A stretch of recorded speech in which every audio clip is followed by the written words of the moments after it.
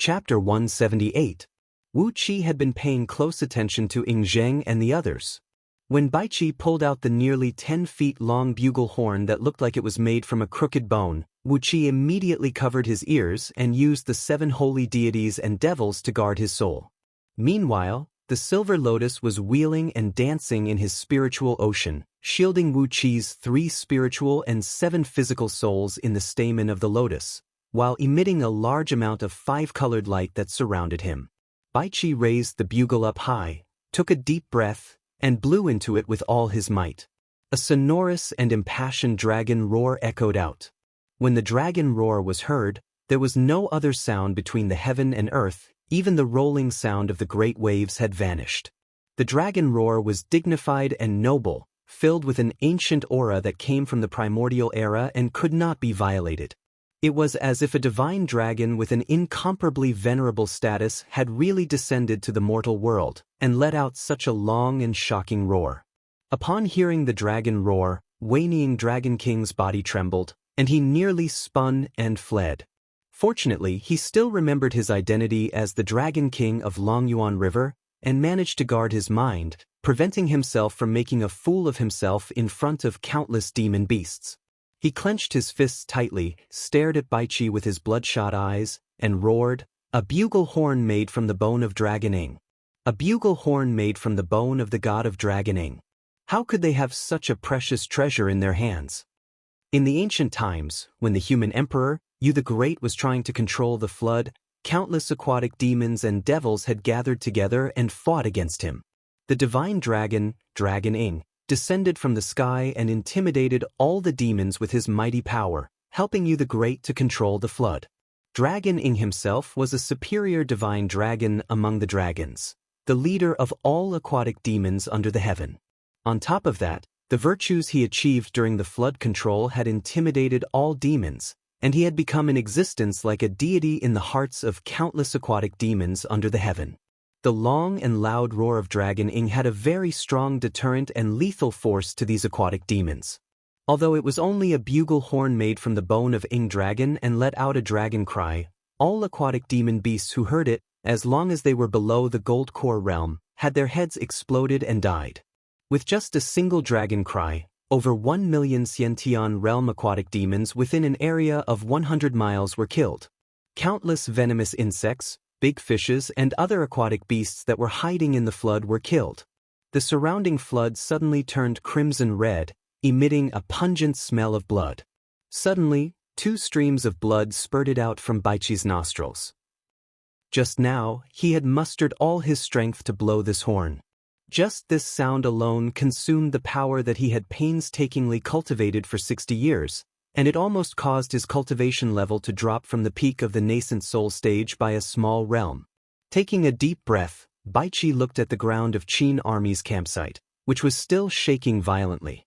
He turned to look at the gigantic turtle that was slowly rising and getting ready to smash down again, and the great demon Luhai, who was twisting his body and approaching him. He mustered all his energy and once again blew at the bugle horn with all his strength.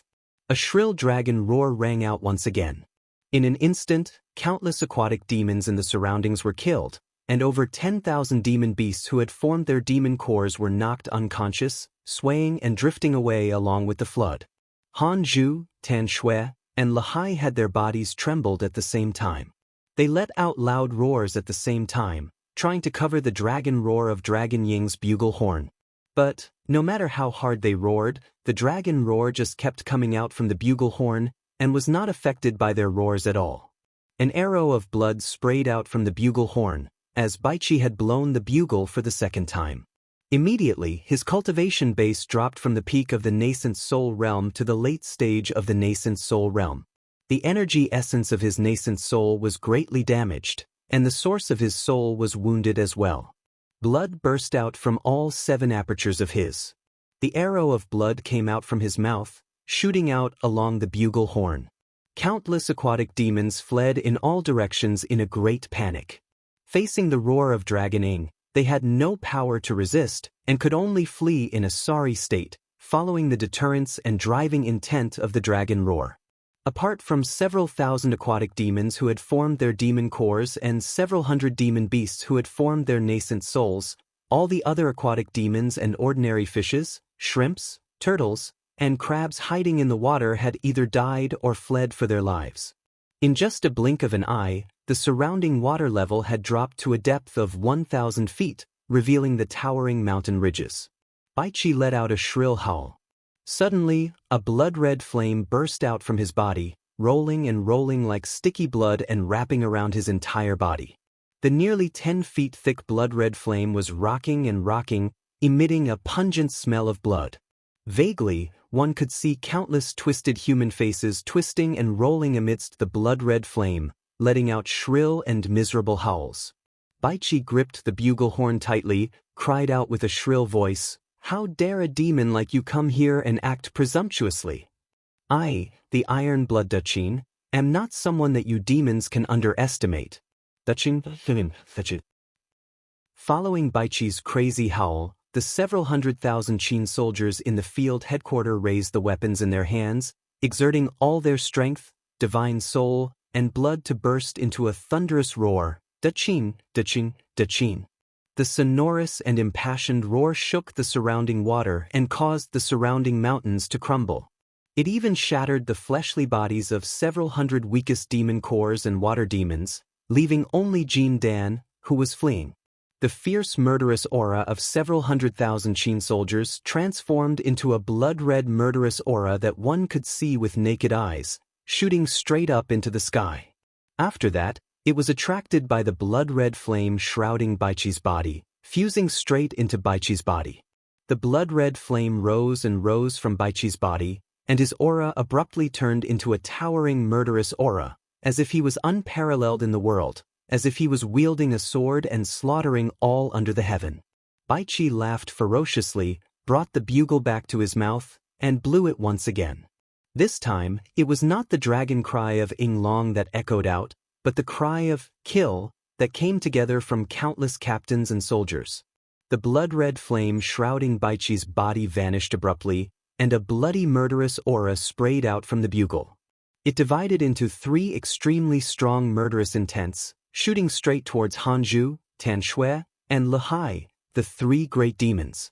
The murderous intents were shapeless and intangible, but they could be seen with naked eyes, heard with ears, and felt with the body. 3 murderous intents shot out and smashed onto the bodies of 3 great demons almost at the same time they came out from the bugle. Lehai howled miserably. One of his horns was cut off, and a huge amount of 5-colored blood sprayed out and fell onto the ground, corroding the ground and creating a huge hole. While trembling violently, Lehai spun and fled. Countless light needles and fine sand kept flying back into his body, while the part of his body that was cut off disintegrated in an instant, turning into light needles and fine sand and fusing back into his body. Hanzhu let out a miserable shriek. Suddenly, a huge wound, about a mile long and several tens of feet wide, appeared on his 1,000 feet thick back armor. A huge amount of pale golden blood sprayed out from the wound, and tears kept bursting out from Hanzhu's eyes due to the severe pain. The giant turtle, who was known for its slow movement, was now moving its short limbs and sprinting back to Wanying Dragon King's side like a wild gust of wind. A loud boom that sounded like the collapse of a mountain and the cracking of the earth was heard coming from underneath the field headquarters, as the ground within the circumference of tens of miles suddenly collapsed. The giant crab howled miserably and kept spitting out countless white bubbles along the way, fleeing back to the camp with green blood stains all over his body.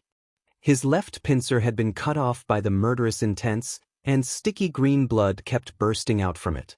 He kept howling and howling miserably, hiding behind Wanying Dragon King's back. The 3 murderous intents shot out and severely wounded the 3 great demons. Baichi's skin burst open, and his blood sprayed all over the people around him. After unleashing this attack, Baichi, who was a peak-stage nascent soul cultivator, had his cultivation base dropped to mid-stage nascent soul realm. Furthermore, his cultivation base was still dispersing, and it seemed like he could barely maintain the cultivation base of mid-stage nascent soul realm. However, with only a cultivation base of nascent soul realm, Baiqi was able to defeat 3 great demons who had broken through to nascent soul and divine transformation realm. Wu Qi looked at Baiqi, who now looked like a man covered in blood, and could not help but twitch his lips. How could the Qin dynasty have so many precious treasures? A bugle made from the bones of Dragon Ing. How could they have such secret treasures? If not because of this bugle, when millions of aquatic demons risked their lives to attack the Qin army's field headquarters, even if Ing Zheng really had the body of a divine dragon, he would still be smashed into a meat paste. But now, among the millions of aquatic demons, some had fled, and some were dead. Only a group of nascent soul and Jin Dan realm demon beasts were left behind, whose minds were disturbed by the dragon roar of Dragon Ing. What a good fellow, Baiqi. He had gathered the murderous intent of several tens of thousands of Qin soldiers and turned it into a single strike that could injure a great demon of nascent divinity realm. The cultivation technique he cultivated was indeed overbearing and evil. Wu Qi stared at Baiqi with bright eyes. He was worthy of being Baiqi the human butcher, the Qin Baiqi who could kill 400,000 people without batting an eyelid. After Baiqi fell to the ground, Li Exin, who was standing behind him, walked up and held tightly the bugle that had consumed a lot of energy. Ing Zheng's laughter was heard coming from afar. "Wanying Dragon King, you don't have to bring out those useless subordinates of yours and make a fool of yourself. If you want to break into my Qin's field headquarters, you will have to do it yourself. Hee, with the bugle of Dragon Ing in your hand, how much of your dragon energy is suppressed?" Wanying Dragon King took a deep breath, stepped on a cloud and drifted forward, then laughed coldly and said, "I've taken a fancy to the bugle made from the bones of Dragon Ing. Even though 50% of my dragon energy is suppressed by the roar of Dragon Ing, it is still a piece of cake for me to kill all of you. And with your overall strength, how long can the bugle last? 3 breaths? 5 breaths? How many earth immortals of nascent soul realm do you have to waste on this?" Amidst the strange laughter, Wanying Dragon King's body began to expand and gradually transformed into a muscular half-dragon half-human body, standing 50 feet tall with a dragon head and a human body, fully clad in a golden scale armor. His robe fluttered in the wind, revealing his muscular body with bulging muscles. Water vapor, clouds, and tiny electric arcs were coiling around his body, emanating a powerful aura that seemed to be unstoppable. With a wave of both hands, a pair of purple gold thunder hammers appeared in Wanying Dragon King's hands. The handles were 40 feet long, and the hammerhead was twice the size of a large water tank. The pair of ridiculously huge hammers were shrouded in purple mist and golden light. Then, Wanying Dragon King casually swung the hammers. Immediately, thunderclaps echoed out in the surroundings, and a violent storm came rolling down crazily once again. Great waves rose several thousand feet high from the ground, and countless thunderbolts struck onto the pair of hammers. The hammers burst out a large sheet of purple light like a flame, illuminating Wanying Dragon King's entire body and giving him a frightening look. Wu Qi cast a covetous glance at the pair of purple gold thunder hammers in Wanying Dragon King's hands. They were definitely a pair of spirit items, and they were of excellent quality. The one who forged this pair of hammers must be a top-notch grandmaster craftsman. Although there were not many formations and restrictive spells in the hammers, all of them were of excellent quality. They were perfectly integrated with each other, and had brought out the full power of the materials used in the hammers and the restrictive spells. As for this pair of hammers, Wu Qi did not have any intention of coveting it. Without even trying, he knew that the weight of this pair of hammers was incredibly heavy. Except for Wanying Dragon King, there was no one else that Wu Qi could carry it.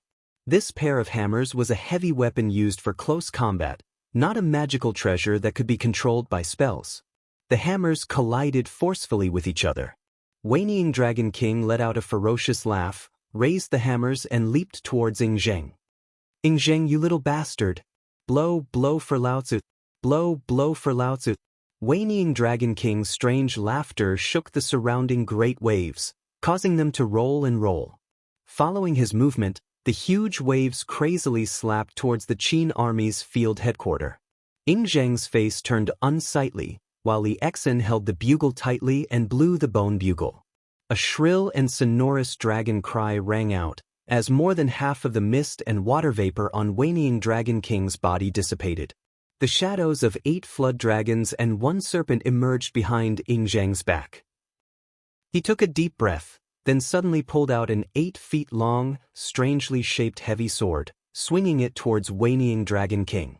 A loud boom rang out as the pair of hammers and the heavy sword clashed together. Chapter 179. The heavy sword held in Ing Zhang's hand was 8 feet and 1 inch long, the width of an adult's palm, and the thickest part of the sword ridge was 3 fingers thick. The surface of the sword was as bright as a mirror, emitting a faint purple glow and yellow glow. Under the yellow and purple glow, on the mirror-like surface of the sword, there were images of rivers and mountains, forests and grasslands, towns and villages, and all sorts of living beings. Above all these images, amidst the yellow and purple glow, were 9 divine dragons, baring their fangs and brandishing their claws, twisting and wheeling in the air. A loud boom rang out, and sparks flew in all directions. The purple glow transformed into airwaves that could destroy everything and spread in all directions. When the airwaves were still tens of miles away from the wooden city, they were shattered into pieces. Wanying Dragon King's body did not move, and he was still hovering on top of the cloud. However, a white mark could be seen on both of his hammers, as they were damaged by Ing Zhang's heavy sword. Ing Zhang was knocked flying several thousand feet away by the heavy hammers. The extremely heavy impact had opened up countless wounds on his body, and blood kept oozing out from them. However, his heavy sword was not damaged at all. Ing Zhang smashed heavily onto the ground, sinking several hundred feet deep into the ground. While coughing blood, he dragged the heavy sword and slowly climbed up from the pit. Laughing out loud, he looked at Wanying Dragon King and said, "Evil dragon, how is the power of my natal divine weapon, the Sword of Qin Emperor?" He raised the sword up high and swung it down forcefully. Suddenly, countless chants of "Long live the Emperor" rang out in the sky. Amidst the thunderous chants, a few miles long, deep cracks suddenly appeared on the ground where the tip of the sword pointed. Wanying Dragon King's face twisted as he stared fixedly at the tiny crack on the head of the hammers, which was smaller than a strand of hair. A frightening gurgling noise was heard coming from his throat. Clouds began to rise from his body, shooting up several tens of thousands of feet into the sky like an erupting volcano. After the time it took to finish a pot of tea, Wanying Dragon King finally let out a stern roar. "Kid, how dare you damage my treasure?" Abruptly, both hammers flew out from his hands. One of them smashed towards Ing Zhang, and the other towards Li Exin, who was standing on top of the wooden city wall and blew the bugle just now. The dragon cry just now had suppressed over 50% of the dragon energies in Wanying Dragon King's body, and the force exerted on his hammers was greatly weakened. Even the item spirit of the Thunder Hammer had its spirituality suppressed by half. That was why it was wounded by the Sword of Qin Emperor. The bone of Ing Dragon brought too much of a threat to all aquatic creatures. Therefore, Wanying Dragon King had made up his mind to kill Li Exin first. The heavy hammer whistled as it flew out, bringing with it a sky full of thunder and lightning. Tens of thousands of thunderbolts whizzed down from the sky. With the 2 hammerheads as the focal point, the thunderbolts brought with them monstrous electric flames. There was nothing else between heaven and earth, only the 2 hammerheads shining with dazzling lightning attracted everyone's attention. Clenching the sword of Qin Emperor tightly with both hands, Ing Zheng cried out sternly, "Li Exin, get out of the way." Amidst the long and shrill cries of 8 flood dragons and 1 serpent, a great amount of blood burst out from Ing Zhang's body once again. Abruptly, his body grew taller by 1 foot, and he thrust the sword with all his might towards the heavy hammer that was falling down from above. The 9 Dragons Cauldron Grand Magic used the blood essence and soul of flood dragons as the cultivation materials, and it was also a divine ability that cultivated both the fleshly body, soul, and magical power at the same time. In terms of fleshly body alone, Ing Zhang's strength was one of the strongest. However, Wanying Dragon King's strength had gone beyond the limit that Ing Zhang could handle. He was an old monster who had been cultivating arduously for several tens of thousands of years, and had tempered his fleshly body to the limit of demon dragons, almost ready to ascend into a true dragon. The weight of the thunder hammer was incredibly heavy as well, and when it was thrown out by the old dragon with all his strength, the force was more than enough to destroy a small planet. Clang. The skin on both of Ing Zhang's arms exploded, sending blood and flesh flying in all directions. A large amount of pale golden blood dripped onto the ground, merging with the blood of countless dead aquatic demon beasts. Ing Zhang was smashed deep into the ground by the heavy hammer.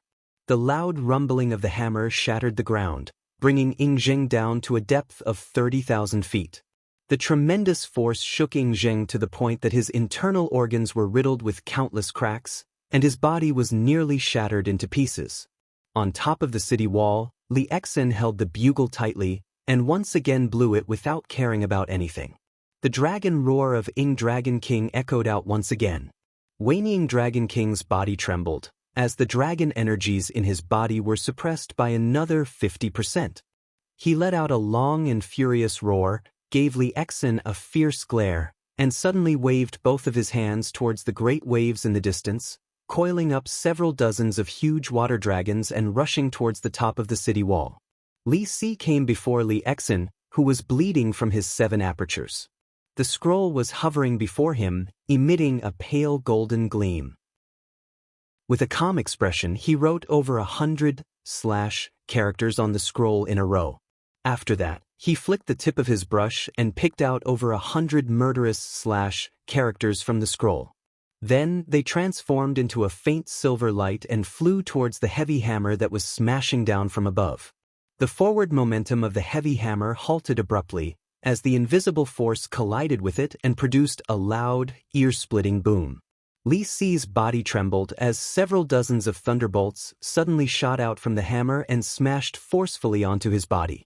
The black robe worn by Li Si expanded abruptly, transforming into a clump of dark cloud that covered his entire body.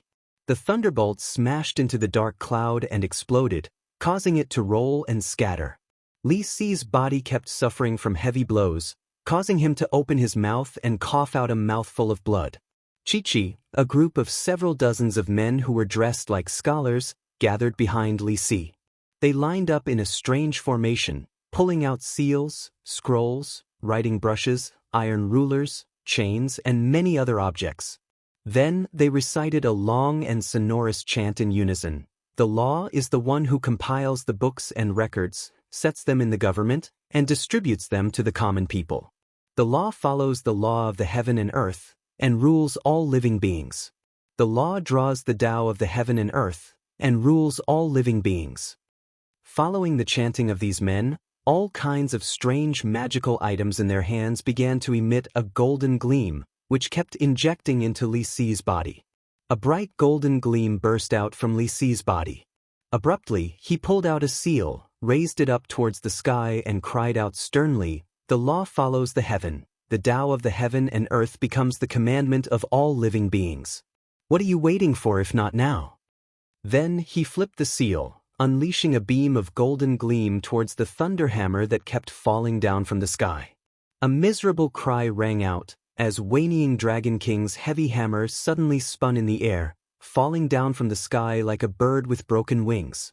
Waning Dragon King was caught unprepared, and before he could figure out the logic behind Li Si's strange attack, the beam of golden gleam had already smashed heavily onto his body. The yellow gleam itself did not possess any offensive strength, but it came with a strange commandment force. The clouds surrounding the old dragon vanished abruptly, and he fell down from the sky like an ordinary mortal, nearly falling to the ground. Fortunately, he reacted in time. He let out a furious roar and hastily stepped onto a cloud and flew back up into the sky. However, he had lost a great deal of face, and his face was flushed red with anger. Once again, Li Si waved the seal toward the approaching water dragon. Grinning coldly, he said, "The human emperor is here. Why don't you disperse your puny demonic technique?" Following Li Si's rebuke, the water dragon summoned by Waning Dragon King with his mighty magical power was shattered instantly. Countless streams of water shot down from the sky, and a heavy rainstorm began to pour down from the sky. Wu Qi was shocked by what he saw. Li Si's divine ability of verbal compliance was close to a monstrous level. Wu Qi had no idea how he managed to comprehend this divine ability. However, this divine ability was not suitable for Wu Qi. It was a divine ability that had a great limitation, as it was created by borrowing the willpower of others. It did not bring much benefit to the user, and thus, Wu Qi was not interested in it. Waning Dragon King waved his arms and summoned the two heavy hammers back into his hands. Then, he turned to Li Si and roared furiously, "You bunch of juniors, all of you will die here today. You are going to make me mad." Then, Waning Dragon General's body swelled up once again. This time, he no longer played any feints. Instead, he simply swung the two huge hammers and swung them crazily towards the top of the city wall, as if he was forging iron. He did not care what kind of divine ability or magical ability it was, as he would rely on his incredibly powerful dragon body and tremendous strength to smash all of them into meat paste. He wanted to see what kind of tricks they could come up with. Right at this critical moment when Waning Dragon King flew into a rage out of humiliation, Wu Qi suddenly discovered that the several 100,000 soldiers in the Qin army's campsite outside the wooden city had lined up into a strange formation. At the center of the formation stood a huge, dark green cauldron, with 3 legs and a height of 49 feet. Su Fu was leading several hundred practitioners, walking and dancing around the cauldron while reciting some strange incantations. As they were reciting the incantations, the blood of over 1 million aquatic demon beasts who died tragically in the battle, together with the pale golden blood that Yingzheng spilled on the ground, were all sucked into the cauldron. All the blood seemed to have teleported, as it disappeared from where it was and reappeared in the cauldron. On the surface of the cauldron, there were pictures of farmers farming, fishermen fishing, shepherds grazing, woodcutters chopping firewood, mountains, rivers, and countless strange beasts, insects, and fishes. As the blood kept being injected into the cauldron, various patterns on its surface began to emit a faint glow. A suffocating, vigorous, and thick pressure, which felt like a boundless ocean and a bottomless abyss, was gradually unleashed from the cauldron, bringing along an ancient aura. This was... A cold gleam flickered in Wu Qi's eyes. He had already recognized the origin of this cauldron. It was the same cauldron that was crafted by the human emperor, Yu the Great. During his journey of conquering the flood, he used his mighty divine ability to suppress countless aquatic demon beasts who were subdued by Ying Long. The name of this cauldron was the Universal Water Spirit's Divine Cauldron of Yu the Great, a frightening magical treasure that specialized in suppressing all kinds of aquatic demon beasts. This treasure had broken away from the classification of magical item, magical treasure, spirit item, and immortal item. Because of the virtue of conquering the flood that had gathered on it, it had evolved into an acquired item of virtue, possessing a mighty power and the ability to suppress the fate of a kingdom. It was more than enough to ensure that the fate of a kingdom would last for a long time and not be affected by any external forces. To put it bluntly, the power of this cauldron was simply too strong. As long as it was guarding the kingdom, anyone who wanted to attack the kingdom would have to weigh their overall strength. If they did not have enough overall strength, they would be killed by the cauldron. Naturally, the kingdom would last for a long time, and this was the logic of the so-called long fate. As the Universal Water Spirit's Divine Cauldron of Yu the Great gradually unleashed a mighty aura, all the flood dragons and demon beasts, including Catfish Flood Dragon, began to tremble violently. They could not control themselves and fled into the distance, not even daring to turn their heads back. Waning Dragon King, who was in the middle of unleashing his mighty aura, turned his head around and stared at the cauldron that was slowly floating up into the sky. Abruptly, he stuck out his long tongue and screamed, "Damn it! This is... You bunch of bastards! How could you have this thing in your hands?" Casually putting away the hammers, Waning Dragon King spun and left without even snorting. He transformed into a golden flood dragon that measured several thousand feet long, brought up a strong gust of wind as he spun and fled. His speed was at least 100 times faster than Catfish Flood Dragon and the other aquatic demons. Although his cultivation base was nearly at the level of Heaven Immortal, he did not have the courage to fight head-on against this frightening treasure that was said to be able to intimidate all aquatic demons under the heaven. Seeing all the demon beasts fleeing for their lives, Wu Qi twisted his body and abruptly transformed into a clump of water vapor, merging into the flood that filled the ground. At this point in time, the area 10,000 miles in circumference was filled with raging waves. Using the escape art of water was the best and fastest way to flee. Just when he had fled tens of miles away, he heard a loud boom coming from the sky. A beam of green light shot out from the Cauldron of Yu and landed on Wanying Dragon King's back. Wanying Dragon King's body turned stiff. Countless scales on his back were shattered, and a mouthful of blood, mixed with raging flame, burst out from his mouth and shot out several thousand feet away. He cried out in pain, then fled in a sorry state, leaving behind a shrill whistle of wind breaking. In just a blink of an eye, he was nowhere to be found. Muffled explosions kept ringing out. Among the several 100,000 Qin soldiers, at least several tens of thousands of them could not withstand the frightening counterforce when the Cauldron of Yu was activated. Their bodies exploded one after another, turning into a rain of blood that blotted the sky. The few hundred practitioners around Su Fu were howling and howling miserably. Nearly half of them were killed by the explosion, while the rest fell to the ground with blood gushing out from their 7 apertures, unable to move anymore. Su Fu's body turned stiff, and he fell straight down to the ground, rolling his eyes and fainting on the spot. Both sides were severely wounded. Neither De Qin nor those aquatic demons could gain the upper hand. Chapter 180. The flood had receded, and huge trees that were knocked down by the flood could be seen everywhere.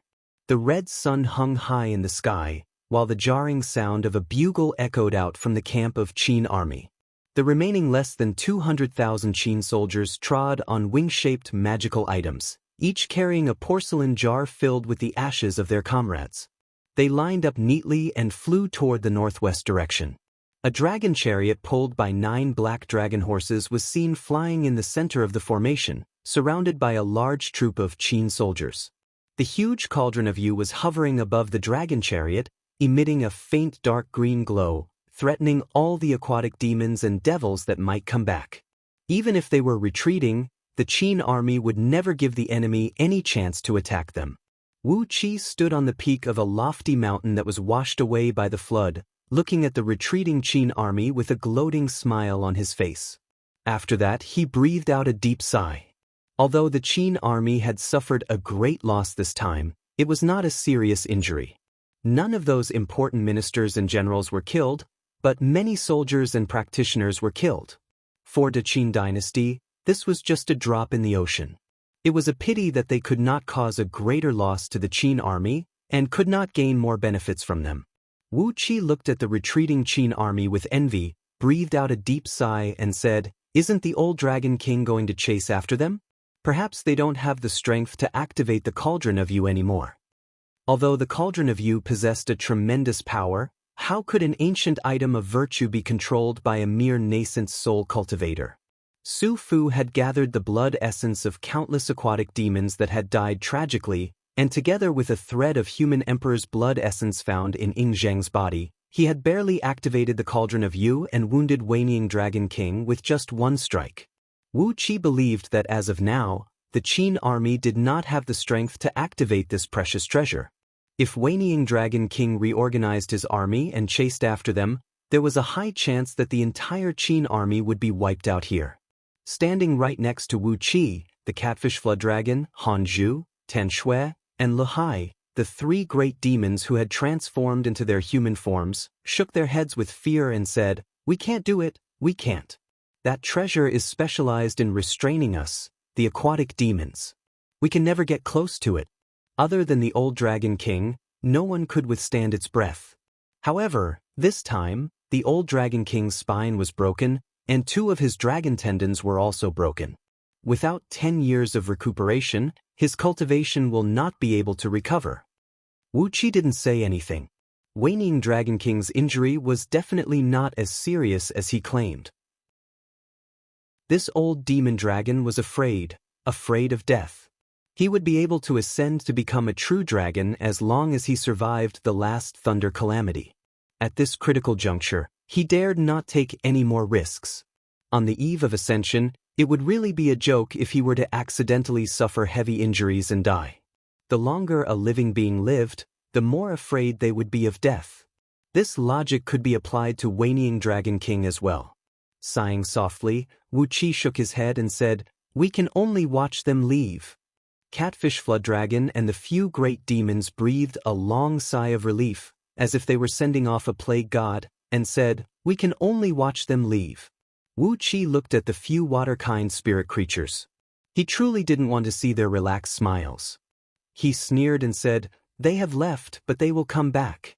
Don't forget that Ing Zheng is going to cultivate the 9 Dragons Cauldron Grand Magic.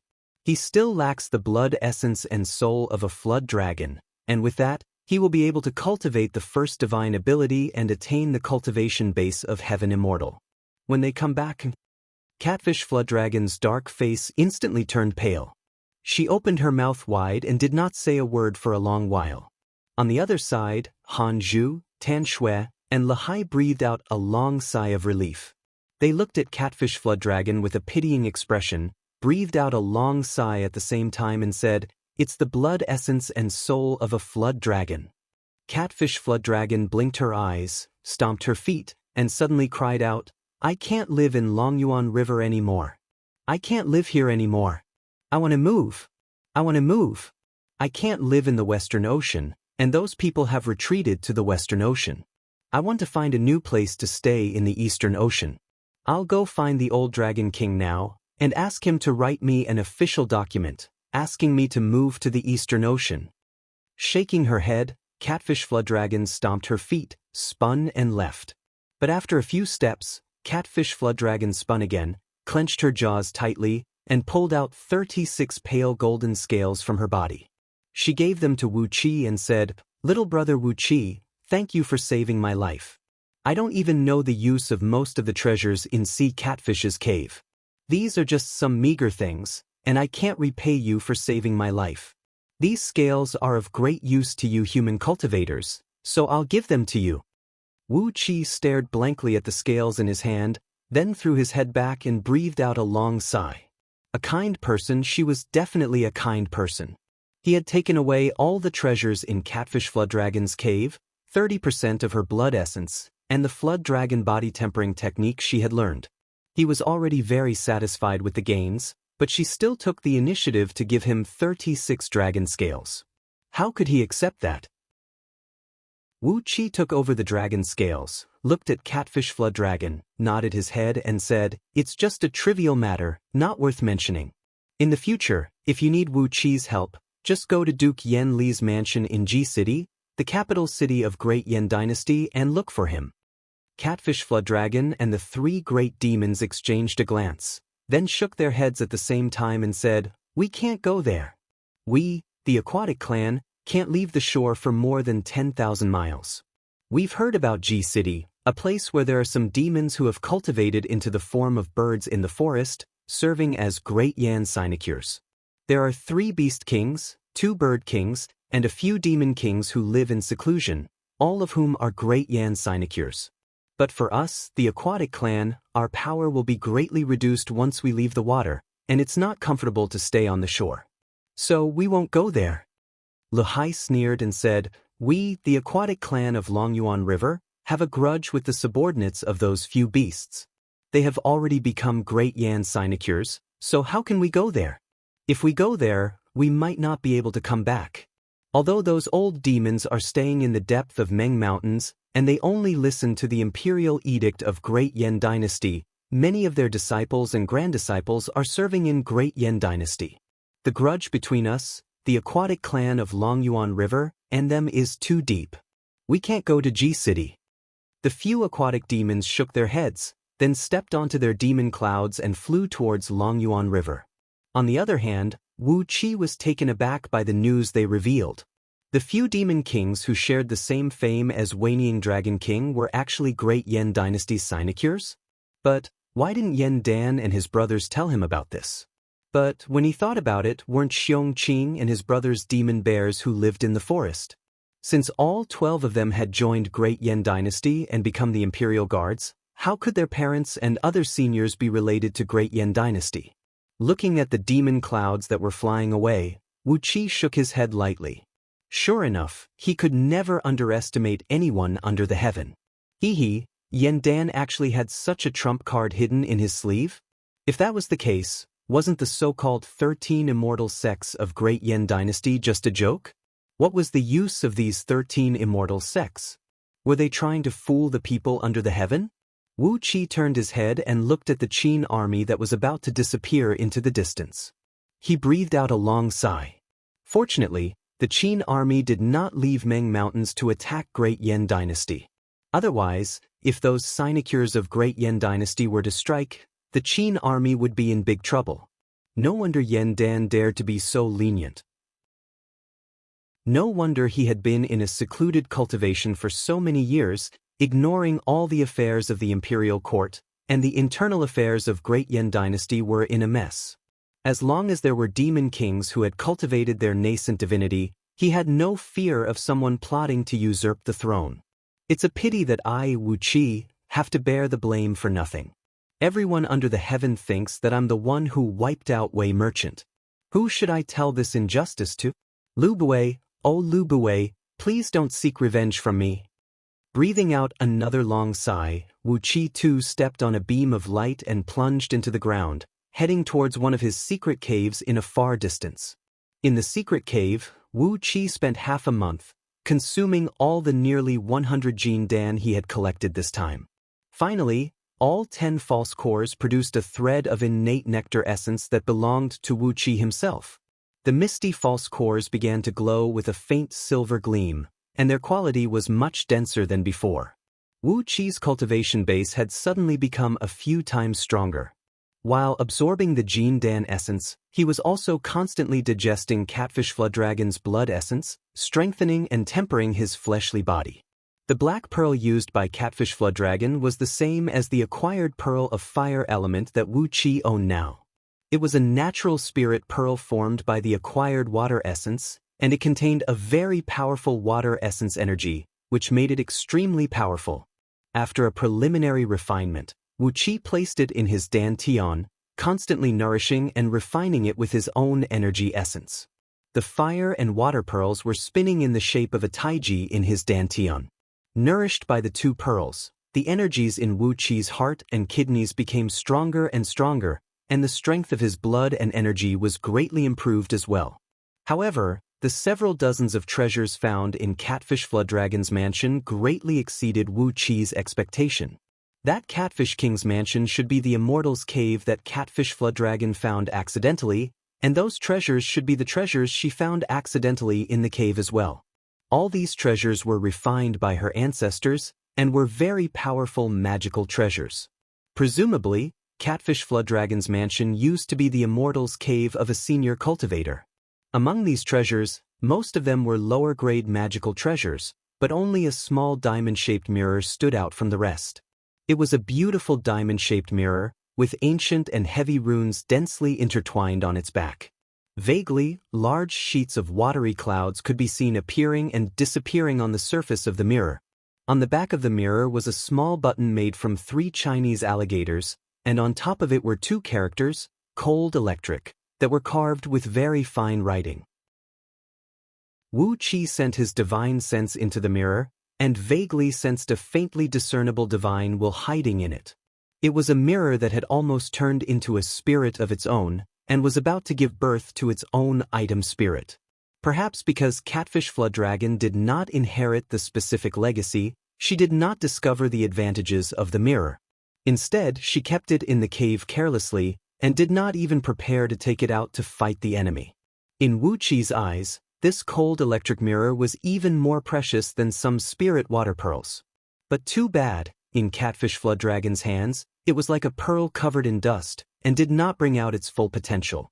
He casually wiped the surface of the mirror, injected a thread of energy into it, then performed an incantation gesture with his left hand according to the runes on the back of the mirror, unleashing a beam of spirit light and shaking it on the surface. Immediately, an auspicious light flashed on the surface of the mirror, as several dozens of tiny electric arcs shot out from it, hitting a small cliff several miles away. Soundlessly, thunderbolts exploded, and the cliff, which stood 1,000 feet tall, instantly turned into fine dust that drifted in the air. No matter it was the electric arcs or the thunderbolts exploding, none of them made any sound. It truly lived up to its name of cold electric. Wu Qi was extremely satisfied with this mirror, as it was a supreme treasure that could be used to launch sneak attacks from the back and launch sneak attacks at the enemy. With this cold electric mirror, all the crossbows in his storage ring could finally be retired. After fiddling with the mirror for a while, he pinched his fingers and calculated the time since he came to Meng Mountains, and Wu Qi was shocked. So much time had passed without him noticing. He sprung to his feet hastily, carefully using the teleportation formation to leave the secret cave, then stepped on his sword beam and flew away from the mountain. A few days later, Wu Qi had left Meng Mountains and landed on the outskirts of Meng Village. Right when he stepped into Meng Village, which was now crowded with people and filled with piles of building materials, Meng Xiaobai immediately came running toward him. "Big brother, you're finally back.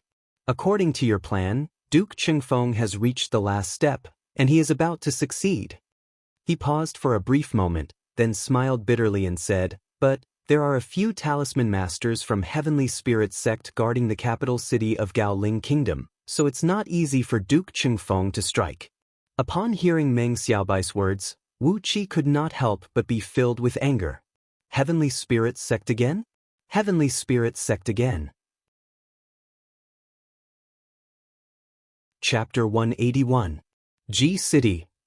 A light snow had just fallen, and the fertile land several tens of thousands of miles outside the city had turned into a sheet of white. Smoke could be seen lingering in the sky of countless villages and towns. The faint smoke mixed with cold air and frost had covered the sky, making it so dark that not even a single ray of sunlight could be seen. The cold wind blew across the wasteland in the early winter, sounding like the howling of millions upon millions of ferocious ghosts. From time to time, large sheets of snow would be rolled up and sent flying in all directions. 1,500 miles west of the city, in a peach forest that was covered with a thin layer of snow, a black dot suddenly shot out from the void. In just a blink of an eye, it expanded into a dark sphere that measured several tens of feet in circumference. Tiny electric arcs burst out from the dark sphere, smashing the soil and rocks on the ground and creating numerous deep pits of different sizes. Accompanied by a series of tiny explosive noises, the dark sphere lasted for less than 2 seconds before it disappeared abruptly. A few middle-aged men clad in luxurious robes emerged from the disappearing dark sphere, escorted by a dozen cultivators who were brimming with spirit. They glanced around, then one of the men pulled out a map and casually cast a beam of light on it. A large sheet of light rushed out from the map, revealing the topographic map of the area several tens of thousands of miles in circumference of Ji City. A tiny golden dot was blinking on the map, marking their location. The myriad miles star fire talisman that Patriarch found in the mansion of an immortal is truly marvelous. Despite the distance of several tens of millions of miles, it still brought us straight into the territory of Great Yan Dynasty. However, the direction is slightly deviated by over 1,000 miles. This is caused by our lack of cultivation base. The middle-aged man who was holding the map smiled pleasantly and said, "If Patriarch were to cast the talisman himself with it, perhaps we could have teleported straight to the city gate of Ji City without any error." Another middle-aged man solemnly placed a translucent, pale golden talisman made from some strange material into his storage ring. It was a talisman that kept shooting out large sheets of starlight. He nodded and said with a smile, "Of course. Since Patriarch has once again encountered an immortal fate, perhaps he will have the chance to break through into nascent soul and divinity. Once Patriarch succeeds in his mission, who will we have to fear in this world?" The few middle-aged men laughed joyfully, then together with the cultivators behind them, they rode on their sword beams and flew towards Ji City. The sword beams moved at an incredible speed. After they had traveled over 1,000 miles, they finally stopped and began walking towards Ji City. All of them were Earth immortals of nascent soul realm, and some even had the cultivation base of peak-stage human immortals of Jindan realm. Although they were walking, their speed was incredibly fast. With just a single step, they could travel a distance of several thousand feet. Not long after that, they arrived at the front gate of G City. As they were dressed luxuriously and had an extraordinary bearing, the city guards who guarded the entrance didn't give them too much trouble and allowed them to enter G City. Wearing a reserved smile on their faces, the group of men rented a few luxurious coaches from a coach shop near the city gate. After that, they ordered with a loud and clear voice, "Go to Wei Merchant in Fugue Alley of Middle One City." Several coachmen responded with a louder and crisper voice. Then, they whipped the horses several times and drove the carriages toward the central First City at a fast speed. There was still a distance of over 100 miles from the outermost city gate to the central First City. Although the roads in G City were wide and spacious, and the beasts pulling these coaches were all extraordinary beasts with incredible speed, it would still take them 4 to 6 hours to reach their destination. Right when the few coaches walked out from the front gate of the coach shop, a couple dozens of faintly discernible dark shadows darted out from the back of the coach shop, quickly heading towards different places in G City. A couple dozens of golden-winged swifts, who were small in size but flying at an incredible speed, silently flew up from the residential houses around the coach shop, flying quickly towards all the administrative offices of Scouting Office, Swallows, Criminal and Justice Court, and many other departments of violence. Wherever the few coaches went, the city gates were closed one after another. A large number of soldiers from the city guards rushed up to the top of the city wall, firing all kinds of powerful crossbows and bolts. All the bolts were glinting with the unique glow of runes and energy stones. These powerful crossbows and bolts had the power to threaten cultivators, and were all lethal weapons crafted by the craftsmen from Ammo Sect. Even a Gene Dan human immortal would be killed on the spot if he was hit by one of these bolts. The number of sky patrolling Eagle Guards who were flying and wheeling in the sky on their daily patrol duty had gradually increased. Originally, a group of sky patrolling Eagle Guards was responsible for the daily patrol of 3 to 5 neighborhoods, but now, the number of sky patrolling Eagle Guards had increased to 2 groups of sky patrolling Eagle Guards, who were responsible for the surveillance of a single neighborhood. Above every high point in the city, green and red lights were flashing and blinking. A large number of beast warriors from Scouting Office had emerged, guarding these important spots. In the streets and alleys where the few coaches passed by, the number of peddlers, and miscellaneous people had increased abruptly. Using countless excuses that they could not find any loopholes, they joked and laughed as they walked through the streets and alleys. It was as if an invisible net had tightly surrounded the few coaches.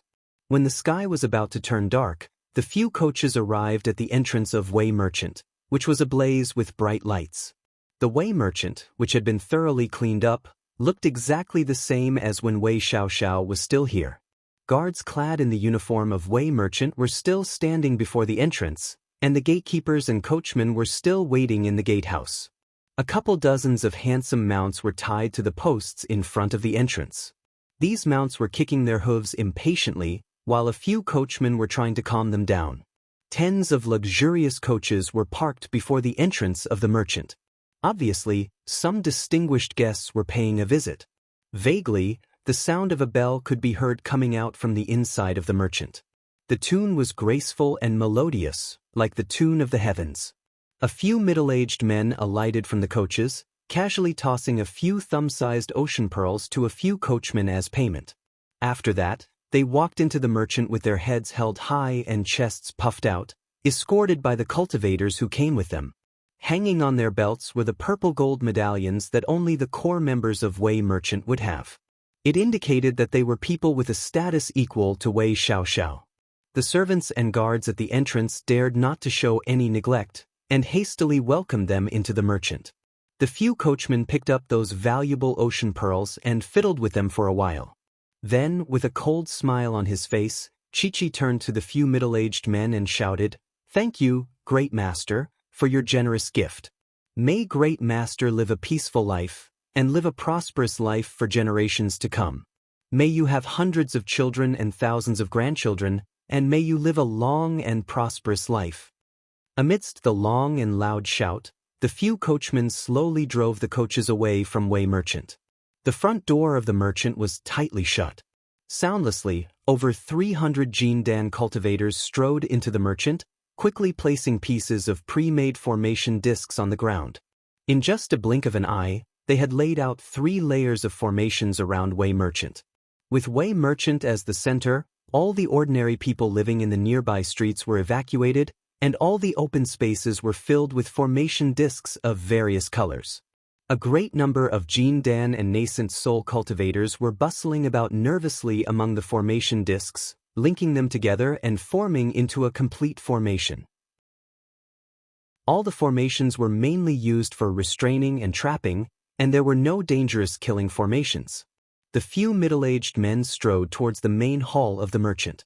When they were still several tens of feet away from each other, one of them laughed out loud and said, "Xiao Xiao, I, your father, have come to see you.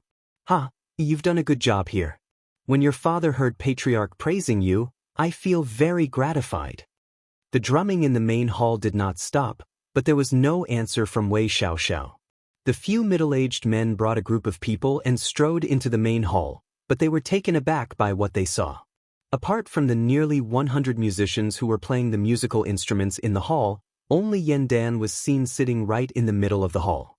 A middle-aged man, clad in a long white robe, with a crane overcoat draped over his shoulders and 9 crowns on his head, was sitting right next to Yan Dan, chatting with Yan Dan with a faint smile on his face. When the few people from Wei clan walked into the hall, they happened to hear the man talking to Yan Dan with a voice that was as gentle as jade, without any impurities. "Princess Zhonglu has reached the age of marriage. If we allow her to wander around aimlessly outside, it will damage the reputation of Great Yan Imperial Clan.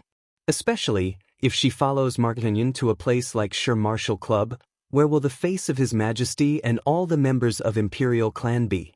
How could a princess of Great Yan do something so outrageous?" The man sighed lightly, picked up a bronze wine vessel and emptied it in one gulp. After that, he continued in an indifferent tone, "For now, we need to find a good candidate among all the nobles in the imperial court, and let Princess Zhonglu marry him. First, we need to establish the official status, then sever the relationship between Princess Zhonglu and some unruly men, so that she won't do anything that will embarrass Great Yan Dynasty in the future." Yan Dan frowned slightly, cupped his fist and bowed to the man. "What the great editor said is absolutely right. But among all the nobles in the imperial court, who is the good candidate?" The current great editor of Great Yan Dynasty, Yu Wendi, who had a great influence among all the civil ministers of Great Yan Dynasty, and also the birth father of Yu Chanxian, chuckled and said, "That will depend on His Majesty's decision. Great Yan Dynasty has so many nobles. Not to mention others, the youngest grandson of General Yu Yi, who is known as the Silver Flood Dragon, the fierce tiger of Qin clan from General Qin Weiyang's clan, the Qilin from General Fan Yuqi's clan, the youngest son of Lord Su Qin, Su Mai, who is known as the ever-changing Yin and Yang, are all good candidates. Betroth Princess Zhonglu to any one of them, it will be a good choice." Yan Dan lightly clapped his hands, nodded his head and praised, "What the great editor said is absolutely right. I, Rong Dan, will give this matter some careful consideration." Yu Wendi did not say another word. With a smile on his face, he filled up his wine vessel, raised it up and looked at the people of Wei clan, who were staring at the door with their mouths agape, and said, "Isn't it nice to have a friend coming from afar? Wei clan, no, it should be Lu clan. His Majesty of Great Yan Dynasty has been waiting here for a long time." Slowly, Yan Dan rose to his feet. Gray and white smoke rolled and rolled rapidly around his body, transforming into a dense cloud ball that spun at high speed like the Taiji symbol. He looked at the people of Wei clan, smiled and said, "You have come from afar. Yan Dan is sorry for not going out to welcome you. I wonder if old Mr. Lu Buwei is doing well?" In Yan Dan's eyes, there was a gray and white airflow swirling at high speed as well. An immense pressure was exerted on the people of Wei clan, making them unable to move even a little bit. After being trapped at the peak of Jindan realm for nearly 2,000 years, Yan Dan had cultivated the reincarnation technique of 9 deaths and 9 lives, which was an extremely magical technique, allowing him to accumulate an enormous amount of core energies. Stimulated by Wu Qi's words, Yan Dan had broken through the bottleneck of Jindan realm, stepping into the nascent soul realm in one fell swoop. The core energies that he had accumulated for 2,000 years were like a tsunami, causing his cultivation base to break through to the peak stage of nascent soul realm. On top of that, the reincarnation technique of 9 deaths and 9 lives paid more attention to the tempering of one's nascent divinity. As a result, Yen Dan's divine will had been condensed to the point that it looked almost corporeal. When he unleashed the pressure, it made the people of Wei clan feel as if a huge rock was pressing down on their chests. Even the few earth immortals of nascent soul realm who came along with them were unable to breathe or move. Wei Xiaoxiao's father cried out sternly, "Yen Dan, how did you know the name of our patriarch?" Yen Dan smiled faintly, shook his head, sighed and said, "Not everyone under the heaven can keep their mouth shut. The few senior managers of your Wei merchant in G City are not the kind of people who can face death with equanimity. Don't tell me I can't get any information out of them?" He sneered, then a strange gleam flashed in Yen Dan's eyes. He stared at the people of Wei clan and cried out sternly, "Since you've come today, you can stay here forever." Suddenly, a grayish-white airflow rolled and rocked around him, transforming into a huge hand that measured over 100 feet in circumference, grabbing towards the people of Wei clan. An earth immortal of Wei clan took a step forward with blood bursting out from his 7 apertures. He cried out sternly, "Young master, retreat now. I, your old servant, will risk my life to stop this fiend. I hope young master can treat my descendants kindly. I'll be eternally grateful." A golden light burst out from his body, as this earth immortal had ignited his nascent soul. A tremendous force burst out from his body, transforming into a dazzling flame that shot straight towards Yen Dan. Yen Dan's huge hand was shattered, and the pressure from his divine will was shaken as well. Seizing the opportunity, the people of Wei clan retreated. But countless strong beams shot out from all directions, as a few layers of entrapment formations were suddenly activated. Chapter 182. While Yen Dan was setting up traps in G City to capture the people of Wei clan, Wu Qi brought Meng Xiaobai and a few other men to the capital city of Gaoling Kingdom, Green Sun City. Behind the capital city was a small green mountain. The southern foot of the mountain spread out like an arm, and a fertile plain was created by the Silver Sand River. Green Sun City was located right on this plain. As the capital city of a vassal kingdom in the western border, the scale of Green Sun City was far smaller than G City. It measured less than 10 miles in both width and length, and together with a few satellite cities and nearly 100 villages outside the city, the population of the people living in this city was less than 1 million. Currently, these 1 million people were squeezed into Green Sun City. They were all given various weapons and armors, and recruited as soldiers to defend the city. Apart from the 1 million militia who had just been armed, there were also less than 37,000 elite soldiers of the Gaoling Kingdom. With the joint attack of the Lu Kingdom, Lishan Kingdom, and Tai Clan, the army of over 100,000 soldiers of the Gaoling Kingdom who were confronting the army of Lishan Kingdom at the Chonglang River was routed overnight. The army was chased for over 1,000 miles, and only these 30,000 soldiers managed to escape back to Green Sun City. With the joint attack of the 3 forces, they had annexed 60% of the territory of the Gaoling Kingdom in just a few months. Now, as long as they could take down Green Sun City, the remaining territory of the Gaoling Kingdom would no longer have any barrier or defensive force, and the Gaoling Kingdom would become a name in history. Over the past few months, the emissaries of the Gaoling Kingdom had been desperately sending letters of complaint to G City, asking the suzerain to make a ruling on this matter. However, the person who was responsible for making the ruling on this matter, Lu Chengfeng, the emperor of Zhuguijing of Great Yan Dynasty, was sitting in the camp of the allied forces. Most of the time, right after the emissaries of the Gaoling Kingdom sent their letters of complaint to Zhuguijing, they would be ambushed and killed by the subordinates of Lu Chengfeng who stayed in G City. Currently, the Gaoling Kingdom had no fighting force on the inside, and no reinforcements on the outside. It was at the end of its rope. At the moment, the Gaoling Kingdom had over 500,000 soldiers besieged Green Sun City. Apart from the direction of Little Green Sun City in the north, the other 3 directions were completely surrounded. On top of that, These 500,000 soldiers were the most elite soldiers of the Lu Kingdom, Lishan Kingdom, and Tai clan. They were on a completely different level compared to the defeated soldiers and armed militia in Green Sun City. Wu Qi met Lu Chengfeng at the top of a hill on Little Green Mountain, where he could overlook Green Sun City. The two of them were naturally happy to see each other again. After exchanging a few pleasantries, Lu Chengfeng explained the current situation to Wu Qi. As Green Sun City was defending the city with all their might, Lu Chengfeng had already deployed a fire elemental great explosion formation near the city gate. Once it was triggered, the city gate would be blown up into the sky. But now, 7 Jin Dan human immortals from Celestial Spirit sect suddenly appeared in Green Sun City. They claimed that they were taking a temporary rest in Green Sun City, but they had not left even after more than a month. These Jin Dan human immortals with ambiguous attitudes made Lu Chengfeng afraid to make a move. The armies of the Lu Kingdom, the Lishan Kingdom, and the Tai clan did not dare to attack the city. There were 7 Jin Dan human immortals in the city, not 7 Xiantian Daoists. If they were Xiantian warriors with the joint forces of 3 parties, they could easily crush 7 Xiantian warriors into pieces. But the Jin Dan human immortals were half-immortal existences, and they were the Jin Dan elders of Heavenly Spirit sect, one of the 13 immortal Dao sects of Great Yan dynasty. How could a few vassal kingdoms dare to offend them? As long as these 7 Jin Dan human immortals don't leave, the armies can't attack the city. Lu Chengfeng frowned, breathed out a long sigh and said, "The Lu Kingdom, the Lishan Kingdom, and the Tai clan do not have a strong foundation.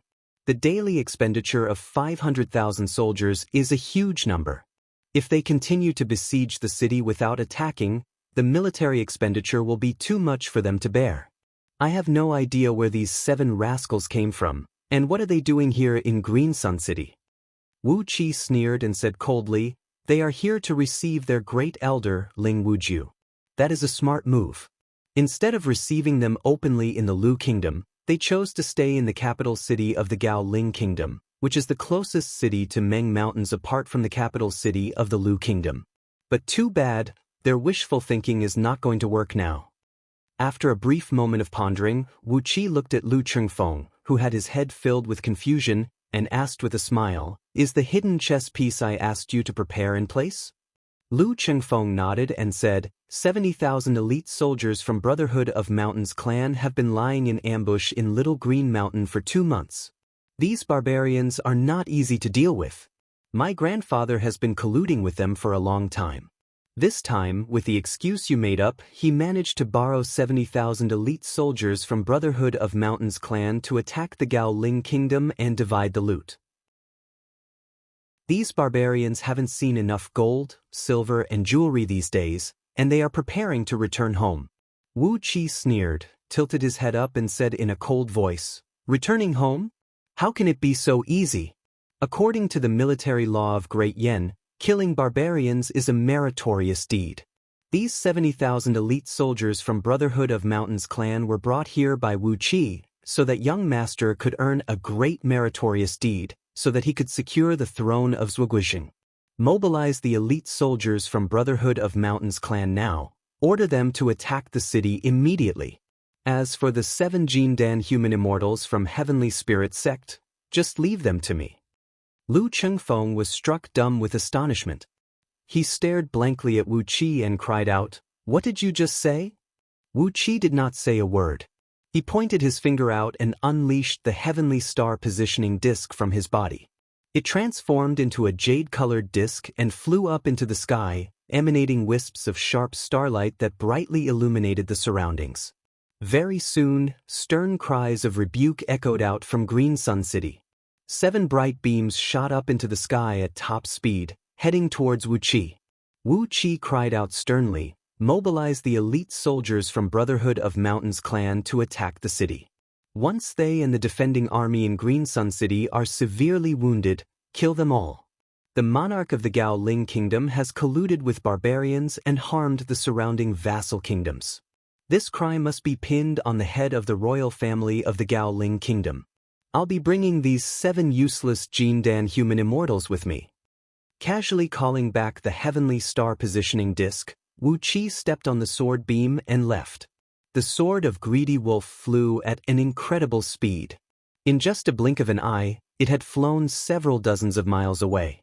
The 7 bright beams followed closely behind Wu Qi, not willing to let their guard down.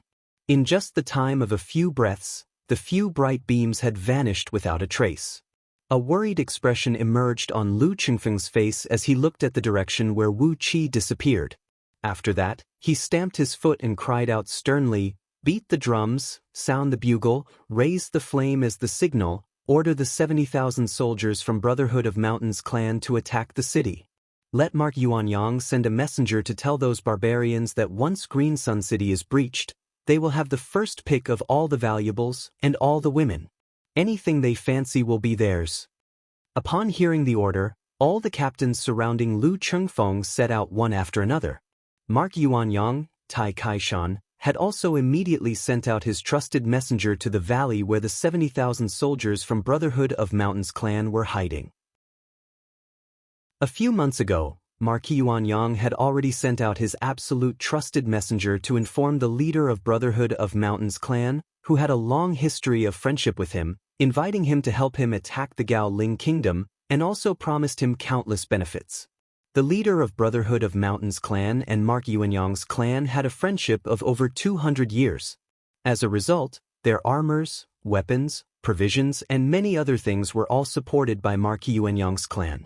Naturally, all the rare and precious items produced in the mountainous area controlled by Brotherhood of Mountains clan would also be supplied to Mark Yuanyang's clan. The friendship between both clans had a long history, and there was sufficient trust between them. Furthermore, both sides had obtained great benefits from this long history of friendship. Therefore, when Tai Kaishan's messenger left, Brotherhood of Mountains clan immediately sent out their entire clan, forming an army of 70,000 most elite young men and joining the attack on the Gao Ling kingdom. Right now, when Tai Kaishan's messenger left, all the elite soldiers of Brotherhood of Mountains clan who had been staying in the valley for a long time had rushed out in full force. Among the 70,000 barbarian soldiers, 30,000 of them rode on various wild beasts. Amidst the shrill sound of bugles, 30,000 riders took the lead, followed by 40,000 barbarian tribesmen. Mixed among them were nearly 2,000 barbarian beast warriors, who had faint gleams and shadows of wild beasts hovering behind their backs. Not even in their wildest dreams did they expect that right after the 7 human immortals of Jin Dan, the last barrier, had left, the enemy army had already begun to attack the city. But why was it not the army of Lu Kingdom, Lishan Kingdom, or Tai clan who came to attack, but these barbarians who had hideous tattoos all over their bodies? Between the Gao Ling Kingdom and Meng Mountains was the Lu Kingdom. Unless the Lu Kingdom was completely wiped out by these barbarians, how could these barbarians appear before Green Sun City? No matter what the people of Gao Ling Kingdom in Green Sun City were thinking, the barbarian soldiers had already begun to attack with all kinds of bizarre abilities. Poisonous prickles swept across the top of Green Sun City like a storm, killing tens of thousands of Gao Ling Kingdom's militiamen on the wall. Their poisonous blood splashed and splashed in all directions, while their bodies quickly shrunk into tiny dark meatballs, looking extremely ferocious and frightening. Those militiamen, who had low morale, were thrown into a panic. Crying and wailing, they fled in all directions. It was a complete mess. Looking at the chaotic scene on the top of the city wall, the captain who commanded the soldiers of Brotherhood of Mountains clan let out a loud howl, ordering his men to rush up the city wall. Among those beast riders, there were several thousand of them who had an amazing jumping ability. With just one leap, they could reach the top of the city wall that was several tens of feet tall. Then, the beast riders rushed up the city wall, slaughtering all the soldiers of Gao Ling Kingdom on top of the wall. Blood flowed like a river, and human heads rolled and rolled. On top of that, there were nearly 2,000 barbarian beast warriors. These were all formidable warriors who could rival Xiantian experts after activating their beast souls. With nearly 2,000 Xiantian warriors, Green Sun City no longer had the strength to resist. Perhaps those wealthy clans of Gao Ling Kingdom who were hiding in Green Sun City could still gather quite a number of Xiantian warriors and Xiantian cultivators as sinecures, But these sinecures were used to protect their own lives. How could they let them fight on top of the city wall? Not long after that, the army of 70,000 barbarians had broken through the 4 city gates of Green Sun City and entered the city. The allied army of 3 forces, consisting of 500,000 soldiers, was quickly mobilized, surrounding Green Sun City from all directions. After that, with a thought in his mind, Lu Chengfeng performed an incantation gesture, triggering the many great explosive formations that had been lying in ambush near the city gate. A frightening explosion towered up into the sky. Flames and dust swept across the land for about 1 mile. Tens of thousands of barbarian soldiers and Gao Ling Kingdom soldiers were caught in the explosion, dying tragically on the spot. A deafening war bugle rang out, as the allied army of 3 forces, consisting of 500,000 soldiers, charged into Green Sun City with the butcher's blades in their hands. Countless captains of the allied army were roaring and roaring amidst the crowd. The Gao Ling Kingdom has colluded with the barbarians and attacked our ally. They deserve to die 1,000 deaths. You can kill any man of great yen. Break into Green Sun City and annihilate the Gao Ling Kingdom. Green Sun City was breached, and the royal family of Gao Ling Kingdom surrendered themselves to the enemy. But on the same night, because of an accident in the captive camp, the entire royal family of Gao Ling Kingdom was burned to a crisp. The enormous wealth accumulated by the Gao Ling Kingdom over the several hundred years of its establishment was divided equally among the 3 forces. The properties of the many influential and wealthy clans of Gao Ling Kingdom filled the pockets of the allied army of 500,000 soldiers, turning them into small rich men. While the people of Gao Ling Kingdom were wailing and wailing, the soldiers and civilians of the 3 forces were laughing joyfully. The gold mines on the Tsonglang River were taken over by the 3 forces, and the land of Gao Ling Kingdom was quickly dismembered, becoming the food for the 3 forces. A piece of land was taken away from the Lu Kingdom, and together with the land they obtained from the Gao Ling Kingdom, Tai clan, Mark Yuanyang, had established their own vassal kingdom and quickly presented a letter of credence to the emperor of Zhuguijing, Lu Chengfeng, declaring allegiance to Great Yen Dynasty. In just 15 minutes, the Yuanyang Kingdom established by Tai clan had completed all the legal procedures, becoming one of the over 100 vassal kingdoms of Great Yen Dynasty. As long as Tai Kaishan paid a visit to Yandan in Ji City, Yuanyang Kingdom would officially become a vassal kingdom of Great Yen Dynasty. As for the Gao Ling Kingdom, what was the Gao Ling Kingdom? Had this vassal kingdom ever existed? Chapter 183. A very faint black beam streaked across the mountaintop like a mist. Those with weaker cultivation base could not even see the shadow of this black beam. Riding on the sword of Greedy Wolf, Wu Qi sped back into the Meng Mountains where he had just come out from. Then he flew straight into the depths of Meng Mountains without bothering about anything. 7 dazzling beams, each measuring 30 to 50 feet long, followed behind Wu Qi in an arrogant manner, looking like the rainbow after the rain. Their speed was slightly faster than Wu Qi's, and they were getting closer to Wu Qi at all times. However, it seemed like it would take them more than 20 hours of long-distance flight to catch up with Wu Qi. The reason was that Wu Qi's flying speed was just a tiny bit slower than them, an insignificant tiny bit. After flying several thousand miles into the depths of Meng Mountains, a furious roar was heard coming from one of the beams. "Hey, you, stop right now. How did you get your hands on the heavenly star positioning disc? If you don't tell me the truth, I'll spare your puny life." Without turning his head back, Wu Qi cried out sternly, "Bullshit. Spare my puny life? Thank you, but no need. As long as your Lord Wu Qi is not willing to give me my life, no one can take it away from me." Just like Ling Wuju and the other 4 idiots, they failed to kill me, but were severely wounded by a group of demon beasts. Now they have become the lucky ones. Laughing strangely, Wu Qi cried out again, "You bastards, stop chasing me. You can't catch up with me." Meng Mountains are filled with powerful demon beasts. They have no interest in me, a puny Xiantian Taoist, but they are very interested in the flesh and blood of Jindan human immortals. You are just a dish delivered to my doorstep. You better stop chasing me. Wu Qi told the cultivators behind him not to give chase. However, would the 7 human immortals from Heavenly Spirit sect, Jin Dan, give up? After Yen Dan brutally killed more than a dozen Jin Dan elders, the Heavenly Spirit sect was exasperated and sent out 5 Jin Dan elders to kill Wu Qi, the culprit. As a result, the 5 Jin Dan elders did not receive any news for a few months. That was why the 7 of them were sent out as reinforcements.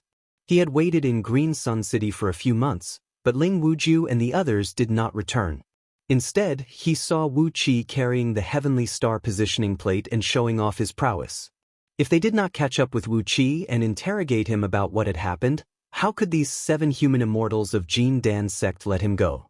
He had to catch up with Wu Qi and tear him to pieces. Then he would use a secret technique to interrogate his soul and ask him what had happened. Ling Wuju and the others were severely wounded by the demon beasts? That was the reason why Wu Qi was able to take advantage of them. It sounded very reasonable, but these 7 immortals were not willing to believe it. 5 Jin Dan elders were not 5 ordinary disciples. The loss they suffered was too great. No matter whether what Wu Qi said was true or not, they had to capture him alive. Otherwise, they would not be able to explain themselves when they returned. Of course, the temptation of the Heavenly Star positioning plate was too great. It was the cornerstone treasure of Heavenly Spirit sect, and it had always been held in the hands of Ling Wuju. Even the current sect leader could not lay his hands on it. If Ling Wuju was really dead, the Heavenly Star positioning plate would belong to whoever snatched it back. Amidst one of the bright beams, the hoarse voice of an old lady echoed out abruptly, "Junior brothers, let's catch up and avenge senior brother Ling. The most important thing is to seize back the cornerstone treasure of our sect. As I am the oldest among all the disciples, I will keep the Heavenly Star positioning plate for the time being." Right after the old lady's voice faded, a cold snort was heard coming from the other 6 bright beams at the same time. Abruptly, the few bright beams sped up a little, chasing after Wu Qi with a faint blood-red hue. After hearing the old lady's words, these people actually exercised a mystic technique and burned their blood essence, using the most damaging method to control the talisman treasures under their feet, chasing after Wu Qi at the fastest speed. The old lady snorted coldly in anger. Hastily, she too sprayed out a mouthful of blood essence onto the talisman treasures under her feet, and increased the speed of the bright beam. Wu Qi kept running crazily, purposely looking for the direction of those barren hills and unruly rivers. After running for another 2,000 miles, the 7 Jin Dan human immortals of Heavenly Spirit sect were now less than 1,000 feet behind him. The energy ripples burst out from the 7 talisman treasures and surged toward him like a landslide or a tsunami. The tremendous energy ripples made the natural energy around Wu Qi ripple, and the difficulty of his flight increased by a few times. "Have a taste of my magical treasures." Abruptly, Wu Qi raised his right hand and threw 3 explosive talismans behind him. Upon hearing that, the 7 bright beams stopped abruptly. The talisman treasures quickly absorbed the natural energy from the surroundings, forming into a thick layer of defensive barrier around everyone's body. Countless streams of light were hovering in the air. Different sized spell symbols were faintly discernible in the light screen. 3 small balls of fiery light exploded powerlessly on the defensive mechanism. They couldn't even create a slight ripple on the defensive mechanism transformed from the talisman treasure. For a long while, the 7 Jin Dan elders of Heavenly Spirit sect did not say a word. After a full 2 breaths of time, the old lady roared furiously, "How dare you bully me, little boy? I was able to craft these explosive talismans when I was only 7 years old, and now I'm over 700 years old. How dare you attack me with them? You are infuriating me." The 7 bright beams sped up and chased after Wu Qi. Meanwhile, Wu Qi was laughing all the way and said, 700 years old, and you are still a little Jin Dan elder? I heard that a Jin Dan human immortal only has a lifespan of 800 years. Unless he cultivates some special cultivation technique to prolong his lifespan, or takes some spirit pills that can prolong his lifespan, otherwise, he will immediately kick the bucket when he reaches 800 years old. Old fool, Doesn't that mean you are going to die soon? The old lady let out a hoarse and angry roar. The bright beam of her fleeing beam became more and more dazzling, as she chased after Wu Qi like a shooting star. The other 6 Jindan elders of Heavenly Spirit sect were worried that the old lady might gain some benefits and really allow her to seize the Heavenly Star positioning disc. Hastily, they coughed out a few mouthfuls of blood essence, activated their prime talisman treasures, and increased their speed by a few times. This was the disadvantage of the cultivation technique of Heavenly Spirit sect. Although the talisman treasures were powerful, they consumed too much of their innate energy and energy essence. In order to catch up with Wu Qi as soon as possible, they had consumed a huge amount of blood essence. Riding on the sword beam, he flew several dozens of miles forward. When he saw that the 7 strange beams were less than 300 feet away from him, he suddenly fished out several hundred explosive talismans from his storage ring. Using the most panicked and helpless voice that could only be uttered by a weak little girl who had bumped into several thousand perverts, he roared, "I'll fight you to the death. Look at the magical treasures. Look at the magical treasures." While shouting, "Look at the magical treasures," Wu Qi kept throwing out explosive talismans one after another. He had bought quite a lot of these explosive talismans in Ji City, and Ling Wuju and the others also had quite a few in their storage items. Therefore, even though Wu Qi threw out 100 to 200 explosive talismans at a time, he did not feel any heartache at all. The few Jindan elders of Heavenly Spirit sect sneered together. The sky was filled with water tank-sized fireballs produced by the explosions of these explosive talismans. But how could these fireballs hurt them? There were also a few Jindan elders who were showing off their attainments in talismans. With a light touch of their fingers, they completely destroyed several hundred explosive talismans. Before they could explode, the meridians of energy circulation in them had been completely destroyed, turning them into waste paper. A dark beam was seen flying at high speed in the front, followed by 7 bright beams. Between the two of them were countless exploding fireballs and the occasional broken red specks. Amidst the loud rumbling noises, the group had come quite a distance away from Meng Mountains. Once again, Wu Qi pulled out a great number of explosive talismans and threw them behind him, then roared, "Look at the magical treasures! Look at the magical treasures! I have countless explosive talismans with me. Let's see how much energy you can use to resist them."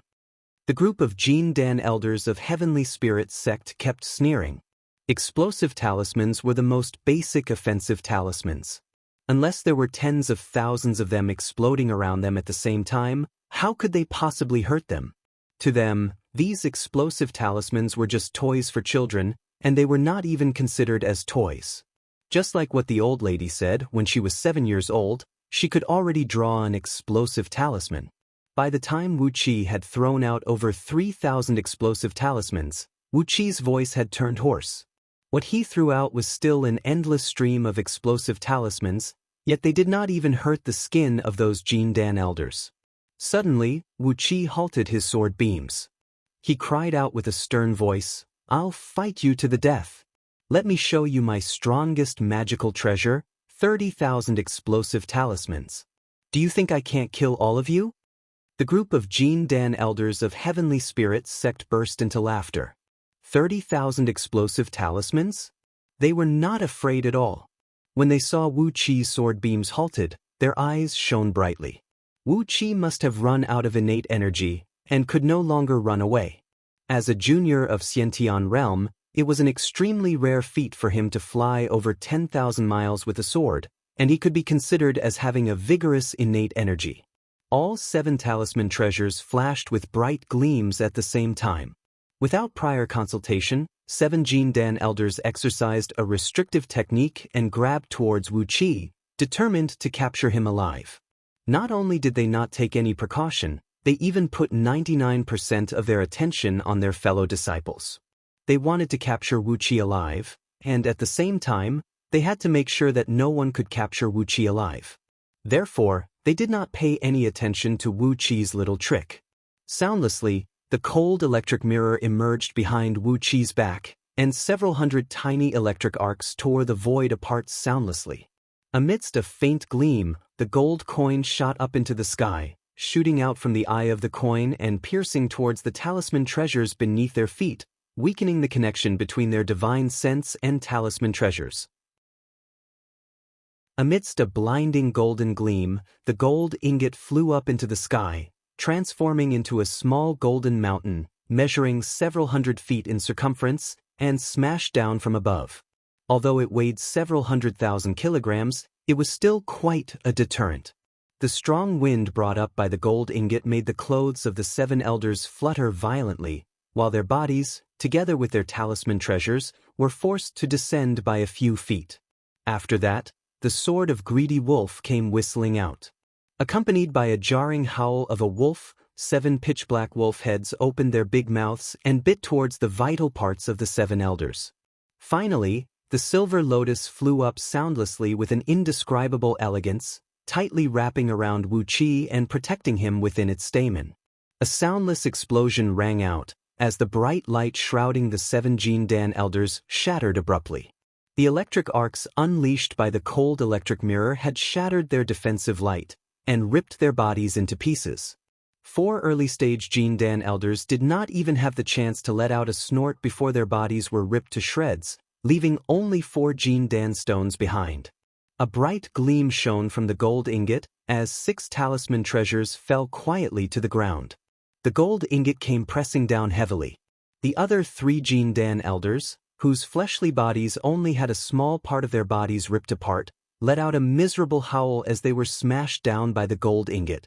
Apart from a skinny and withered old lady, the other 2 Jin Dan elders had more than half of their fleshly bodies ripped apart.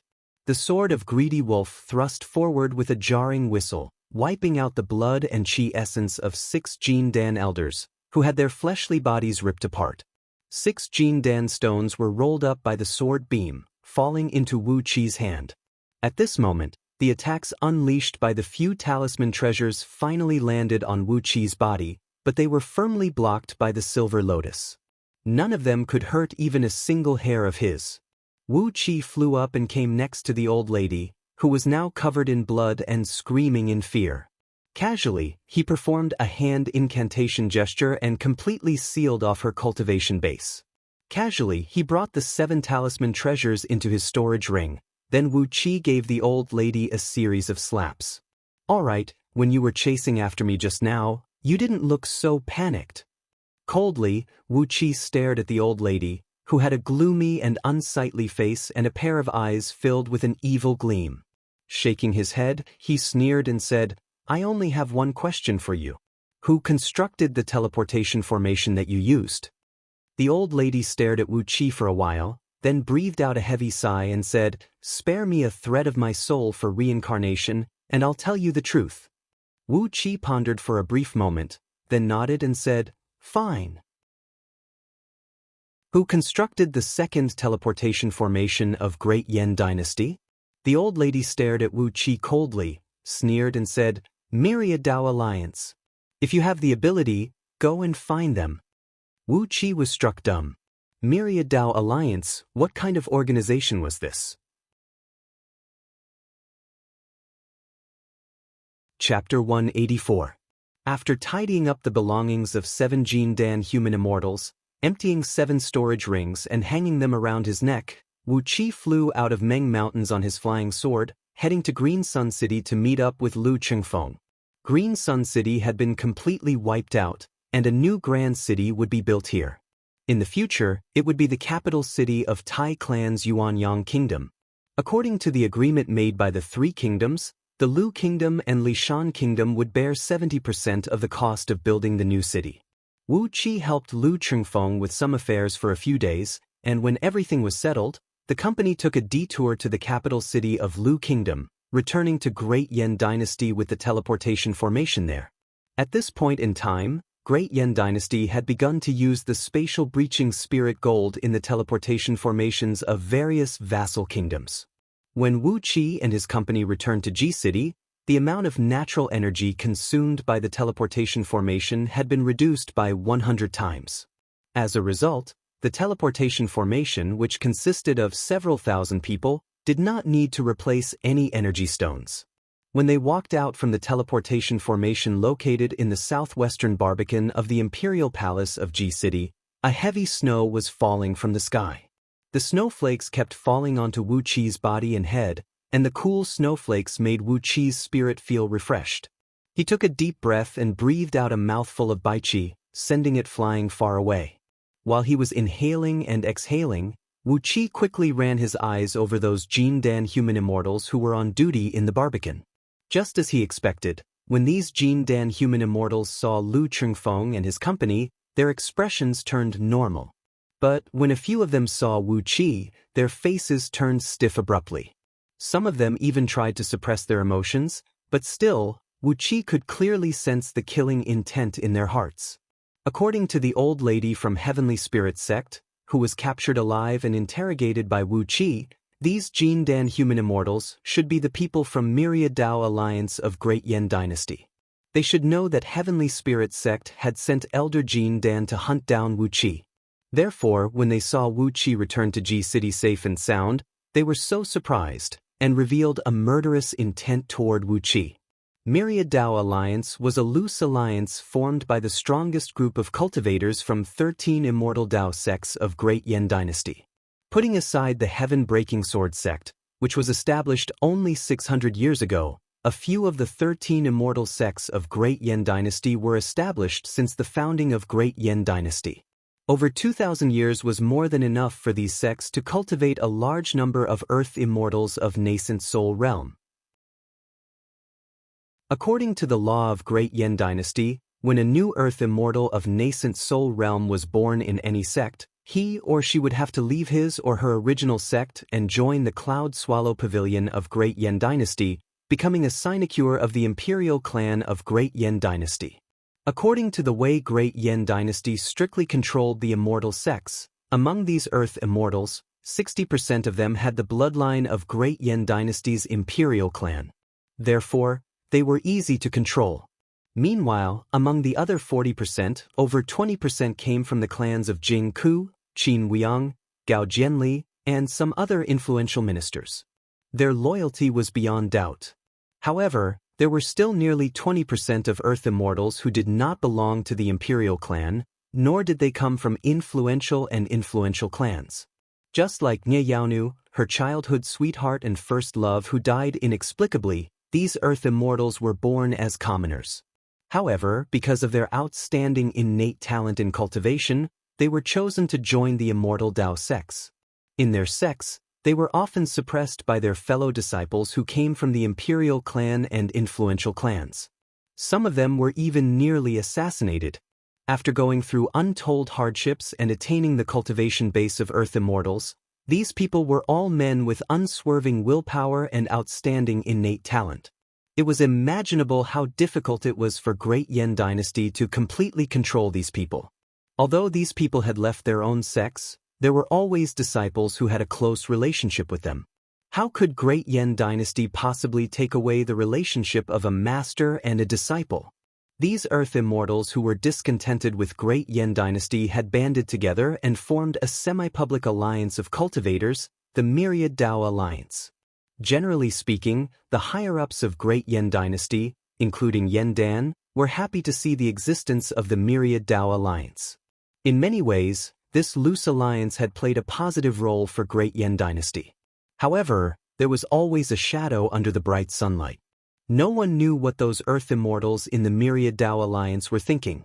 The second set of teleportation formations that densely covered all vassal kingdoms of Great Yan Dynasty was secretly constructed by some powerful, influential, and powerful Earth immortals from the Myriad Dao Alliance. Yan Dan and the others knew about the existence of this second set of teleportation formations, but they had no way of controlling it. These teleportation formations were located in remote and desolate places outside all the major cities of Great Yan Dynasty, and their locations would change from time to time.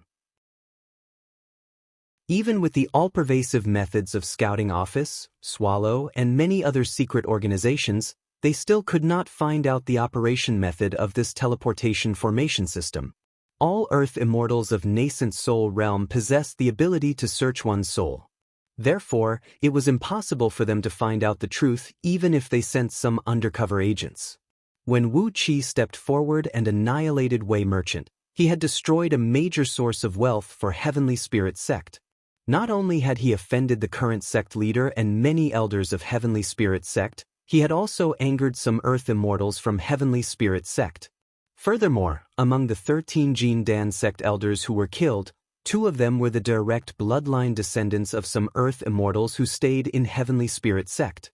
As a result, this gruesome debt of blood was placed on Wu Qi's head. Faced with the confession of the old lady, Wu Qi could only raise his head and look into the sky.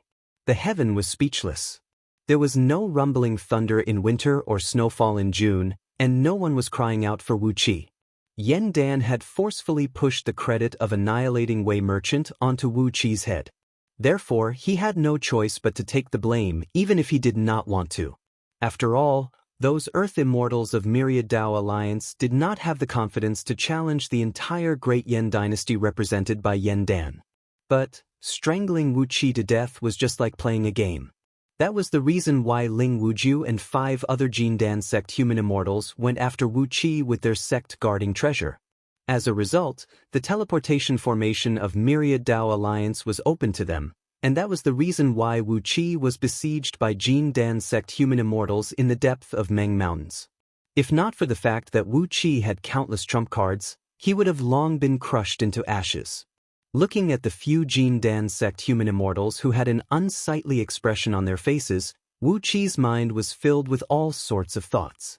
After a long while, Wu Qi suddenly screamed, "I demand an audience with His Majesty. I demand an audience with His Majesty.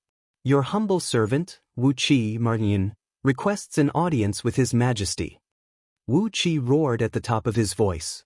With his current cultivation base, the rolling sound waves spread across the entire imperial palace in an instant, shaking the walls of the Barbican and sending the thick layer of snow on the ground flying far away. Chaos ensued everywhere. From the top of the city wall, the watchtowers, and the turrets, countless powerful bows and crossbows were aimed at Wu Qi, while several dozens of Jin Dan Imperial Guards flew up into the sky on their flying swords. One of them, a peak-level Imperial Guard of Jin Dan sect, clad in the uniform of an Imperial eunuch, snapped sternly, "How dare you? Do you know where this place is? Is it a place where you can shout and shout?"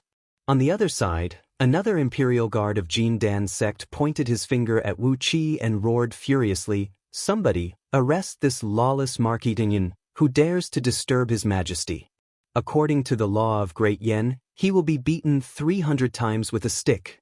What a bastard! How dare a mere Marketingan act so presumptuously in the Imperial Palace?" Wu Qi gave the 2 eunuchs a glare. Then he mustered all his energy, and under the panicked gazes of Lu Chengfeng and the others, he roared out word by word, "Daqin Iron Armor, Ing Zheng, Daqin Army's Grand Marshal, Wuan, Wang Baiqi, Daqin's Chief Minister, Su Fu, Daqin's Prime Minister, Li Si, Daqin's Generals, Wang Jian, Li Exin." The 2 Jin Dan sect eunuchs who were flying on their flying swords became more and more furious, and at the same time, more panicked. They pointed their fingers at Wu Qi and roared furiously, How presumptuous! What kind of nonsense are you talking about? Martin Yun, are you out of your mind, or have you lost your mind? Somebody, bring Martin Yun down. Bring him down. Give him 300 beatings, then find a doctor." Before the scolding of 2 eunuchs could fade away, a strong gust of wind rolled up from the ground. Yen Dan, Jing Ku, Gao Jianli, and all the core members of Great Yen Dynasty appeared in the Barbican. Ma Yi, who was following closely behind Yen Dan, threw a sideways glance at the 2 Jin Dan sect eunuchs hovering in midair, then cried out sternly, "Get your asses down here! What are you doing up there? Enforce a curfew, and don't allow any unauthorized people to enter or leave this place. Anyone who dares to intrude will be killed." A large group of secret agents of Great Yen Dynasty, who were under the direct control of Gao Jianli, arrived at the Barbican. They replaced the guards and took over the defense of the Barbican. Apart from Wu Qi and Lu Chengfeng, all the other attendants were driven out of the Barbican. When the surrounding area was cleared, Yen Dan came before Wu Qi. With a gloomy face, he stared at him and cried out in a low voice, "What did you say just now? Wu Qi, you little rascal, what nonsense are you talking about? You've been away for a few months, and what have you encountered? Are you really suffering from hysteria, or what?" Yen Dan's body was trembling. He clenched his fists tightly and fixed his eyes on Wu Qi. A tremendous pressure was bursting out from his body. Standing next to him, Lu Chengfeng had already dropped to his knees and bowed respectfully to Yen Dan. Meanwhile, Wu Qi rolled his eyes and stared at Yen Dan, clenched his jaws and raised a finger.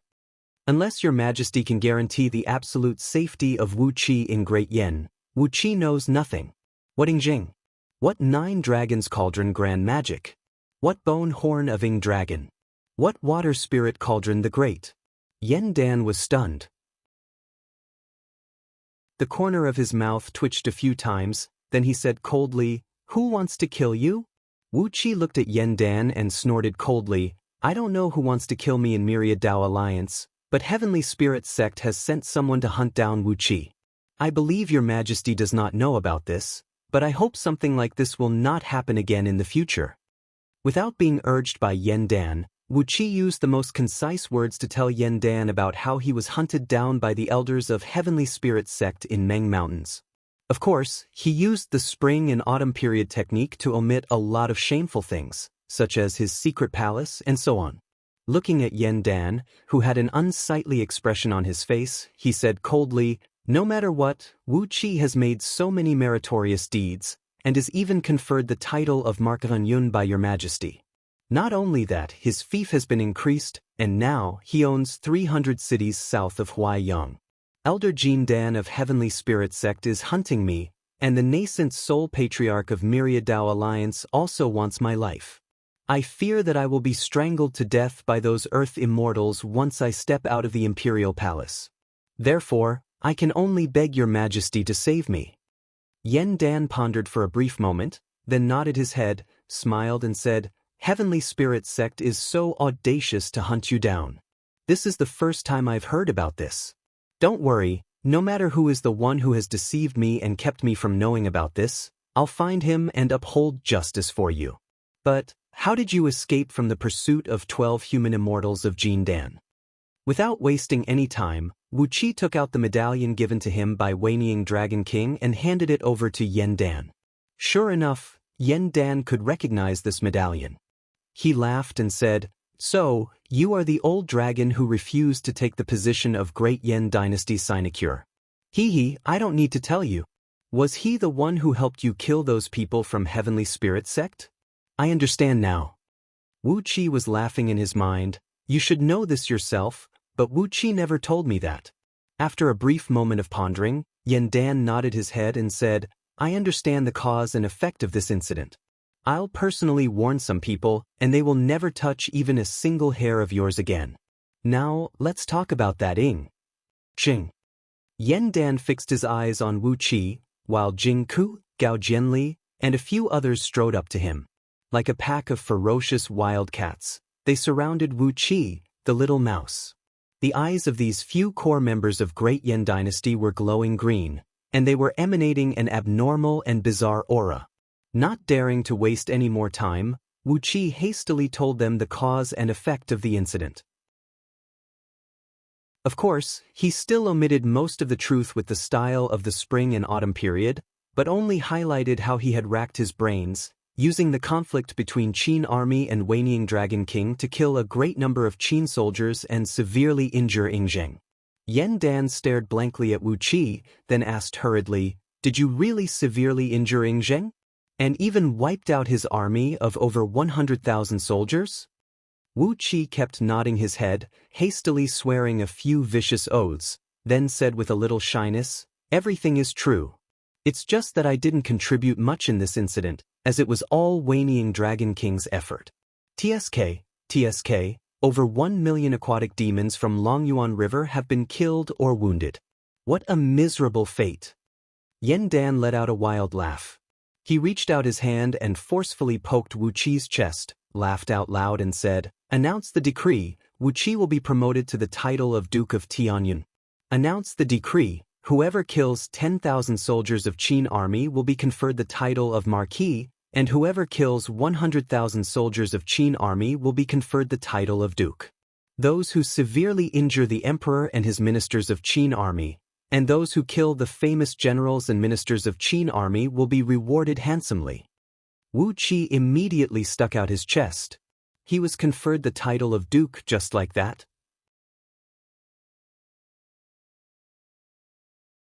Chapter 185. Surprisingly, Yan Dan had held a private banquet to celebrate the victory of Wu Qi and Lu Chengfeng. Not many people attended the banquet, but all of them were the core ministers of Great Yan Dynasty. The first reason for the celebration was the intelligence brought back by Wu Qi. Yan Dan did not take the loss of Qin army seriously, as the death of over 100,000 soldiers could not affect the strength of the Qin dynasty. Therefore, Yan Dan did not take this army seriously either. What he valued the most was the intelligence brought back by Wu Qi regarding the Qin army.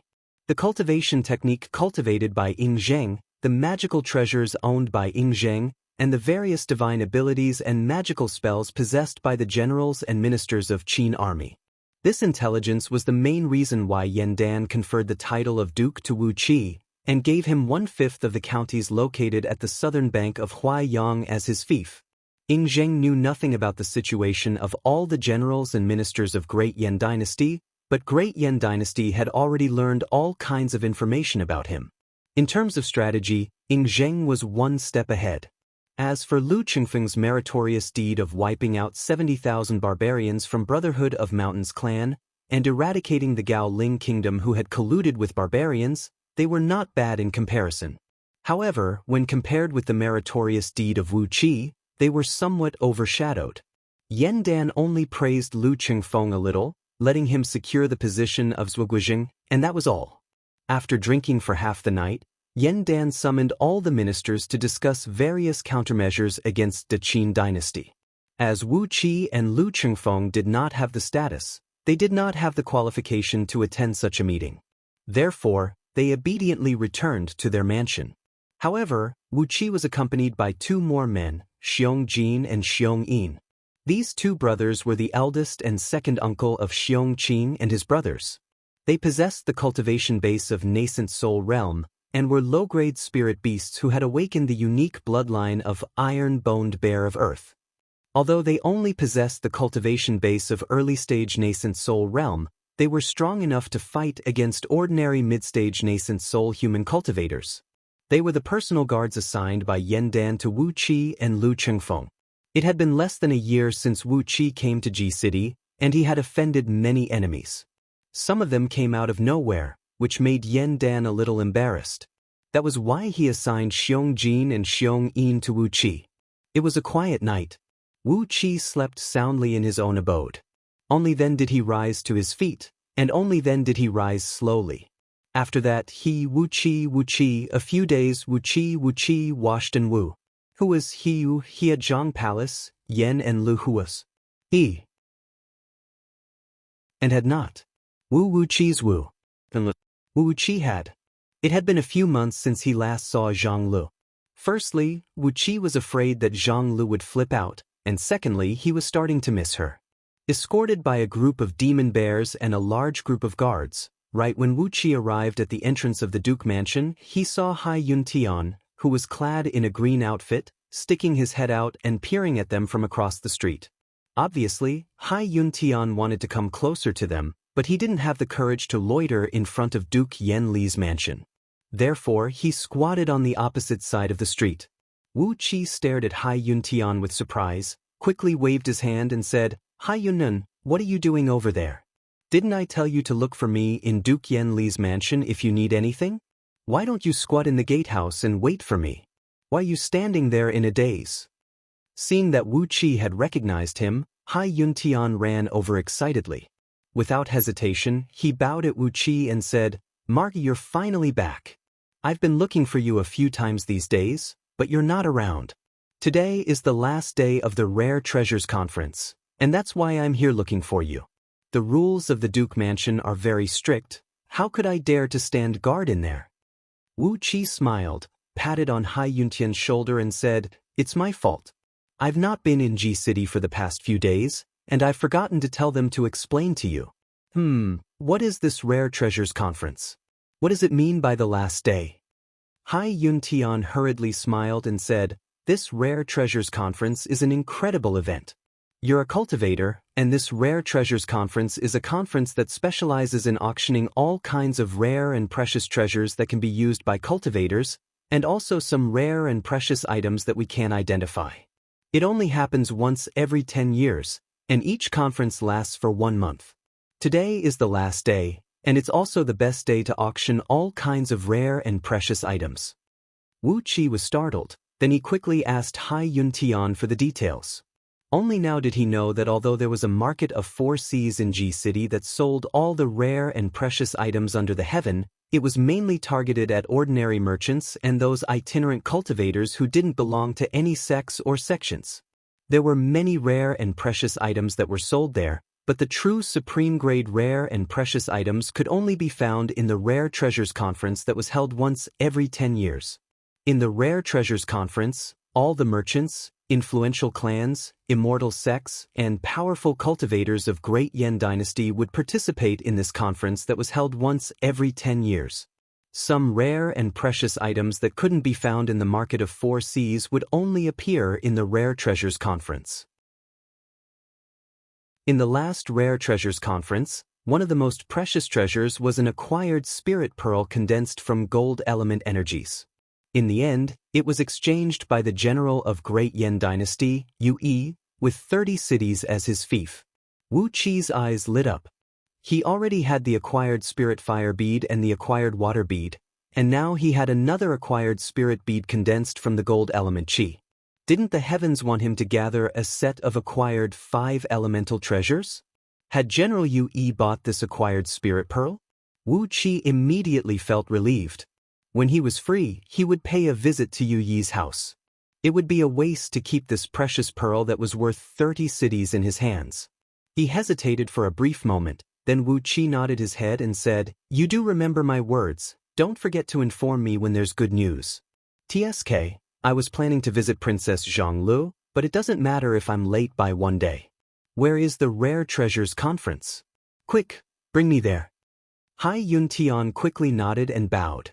Wu Qi asked someone to prepare a mount for him, then he followed Hai Yuntian and rushed towards the venue of the Rare Treasures Conference.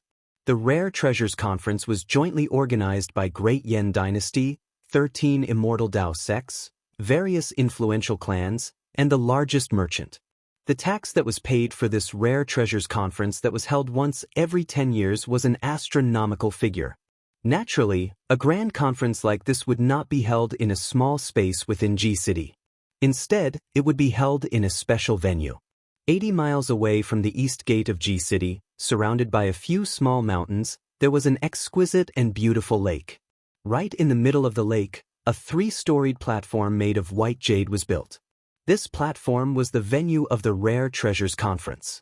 Surrounding the lake, a great number of exquisite pavilions and houses were built halfway up the surrounding hills. These pavilions and houses could accommodate several tens of thousands of people and were used for the distinguished guests of the Rare Treasures Conference to bid for the items. In every pavilion and house, there was a specially crafted formation that allowed the distinguished guests to have a clear look at the items being auctioned on the platform, and they could press the button on the formation to increase the price of the items. If the distinguished guests had any questions about the items being auctioned, they could even go up the platform and inspect the items. Cultivators could fly to the center of the lake on their own flying swords, while ordinary people could be fetched by ferries. Everything was very convenient. Along the way, Wu Qi and his company were listening to Hai Yuntian introducing all kinds of secrets and interesting news to them. Very soon, they arrived at the venue of the Rare Treasures Conference. After going through a series of strict inspection, Wu Qi was sent to a small mountain located on the east side of the lake. It was a distinguished guest house specially reserved for Duke Yen Li's mansion. The organizer of the Rare Treasures Conference was well informed. He knew about the relationship between Wu Qi, the newly promoted Duke of Tianyin, and Lu Chengfeng. Therefore, he directly sent Wu Qi to this lofty and luxuriously furnished abode, which had 3 floors and 3 buildings on the left and right. Standing on the highest floor of the abode, which measured several tens of feet in both width and length, and was covered with a thick carpet made of pure wool, one could overlook the white jade platform in the center of the lake. The small-scale formation used for the auction was hovering right in the middle of the terrace, and could move according to the will of the guests. On the outer shell of the small-scale formation, which was forged with purple gold, there were 5 buttons made from 5 colored crystals, representing the increment of 1,000 gold coins, 10,000 gold coins, 100,000 gold coins, 1 million gold coins, and 10 million gold coins respectively. If the owner of the treasure couldn't be decided even after the increment of 10 million gold coins was raised, the guest could press a button made from a black crystal next to it and contact the host of the auction directly. Then, the host could use or vein, a city, or even a piece of land to trade for the treasure. Listening to Hai Yuntian introducing the rules of the auction and the value of those crystals, Wu Qi couldn't help but break out in a cold sweat from his back. With his little wealth, what could he buy in this place? After glancing around for a while on the terrace, Wu Qi found out that all the pavilions around this abode belonged to those top-notch nobles of Great Yan Dynasty. On the left was the abode owned by Duke Yanxi, the right supervisor of Great Yan Dynasty. A little further up, on a hillside about 200 feet higher than Wu Qi's abode, was the abode owned by Prince of Ren, Yan Xianxian. While listening to Hai Yuntian introducing the ownership of the abodes nearby, Wu Qi suddenly saw Princess Zhanglu walking slowly towards him, surrounded by a group of palace guards. She looked a little haggard. Surrounded by a group of palace guards, she was walking slowly towards him. Wu Qi was struck with great joy. Without hesitation, he sprung into the air, kicked the bamboo with the tip of his feet, and leaped towards Princess Zhanglu like a gust of wind. When he was still several hundred feet away from Princess Zhanglu and the people around her had raised their heads up. When they saw that it was Wu Qi, all the palace guards who were about to draw their blades stopped their attacks. Suddenly, a joyful look emerged on Princess Zhongli's haggard face, and a smile that she couldn't conceal emerged on her face. But in the blink of an eye, she clenched her jaws, stomped her feet, placed both hands on her waist, and stared at Wu Qi with her puffed nose and glared at him. She put on an expression that said, "I'm very angry, and you can do whatever you want to do to make me happy." Wu Qi chuckled and was about to greet Princess Zhanglu, but suddenly, a faint dragon roar was heard. Suddenly, a handsome young man came out from behind Princess Zhanglu. He was clad in a white battle robe embroidered with hundreds of patterns, a silver bone piccio crown on his head, and a pair of white rhinoceros leather boots. His face looked like a silver basin, his eyes bright like the stars, and his entire body was covered with a layer of snow white, so white that it was dazzling to look at. He thrust his spear towards Wu Qi's chest. The young man cried out sternly, "How dare you assassinate the princess of Great Yan Dynasty?" The silver spear moved like a bolt of lightning, measuring 18 feet long and as thick as a chicken. 9 tiny flood dragons were coiling around its surface, intertwining with each other. The tip of the spear was extremely sharp. A faintly discernible silver gleam shot out a few feet from the tip of the spear, accompanied by a whistling sound that made one's eardrums ache. Almost at the same time when the spear was thrust out, it had arrived before Wu Qi. The spear left a several hundred feet long silver beam in the air. The tip of the spear nearly pierced through Wu Qi's body, while the tail of the silver beam was still coiling in front of Princess Zhanglu. The eyes of the handsome young man who thrust out the spear were cold and gloomy. Together with the spear, he leaped and came before Wu Qi, thrusting both fists towards Wu Qi's body. One fist went straight towards Wu Qi's chest, while the other went straight into his dantian. It was obvious that he wanted to kill Wu Qi with a single strike. A spear and a pair of fists brought up a strong wind that shattered the surrounding bamboo forest. The long bamboo fibers darted across the sky, piercing through the air like arrows. Wu Qi retreated hastily, cursing furiously, "Where did this mad dog come from? How dare you bite me in broad daylight?" The silver spear and the pair of fists followed closely behind Wu Qi's body. "I'm Yu Su, the lineal grandson of Chief General Yu." People call me Silver Flood Dragon. How dare you, assassin? Bow down and die now. Wu Qi's face turned cold. He snorted coldly and said, Yu Yi's lineal grandson? Get lost now. Abruptly, Wu Qi's body fell backward, then he gave a powerful kick with his right leg. After being tempered in the depths of Meng Mountains, and having absorbed a part of Catfish Flood Dragon's blood essence, the strength of Wu Qi's fleshly body had gone far beyond Yusu's imagination. His movement was frighteningly fast, like an antelope hanging its horns, and without a trace, he thrust his leg out and smashed it viciously on Yusu's lower abdomen. A miserable howl rang out, and blood sprayed in all directions.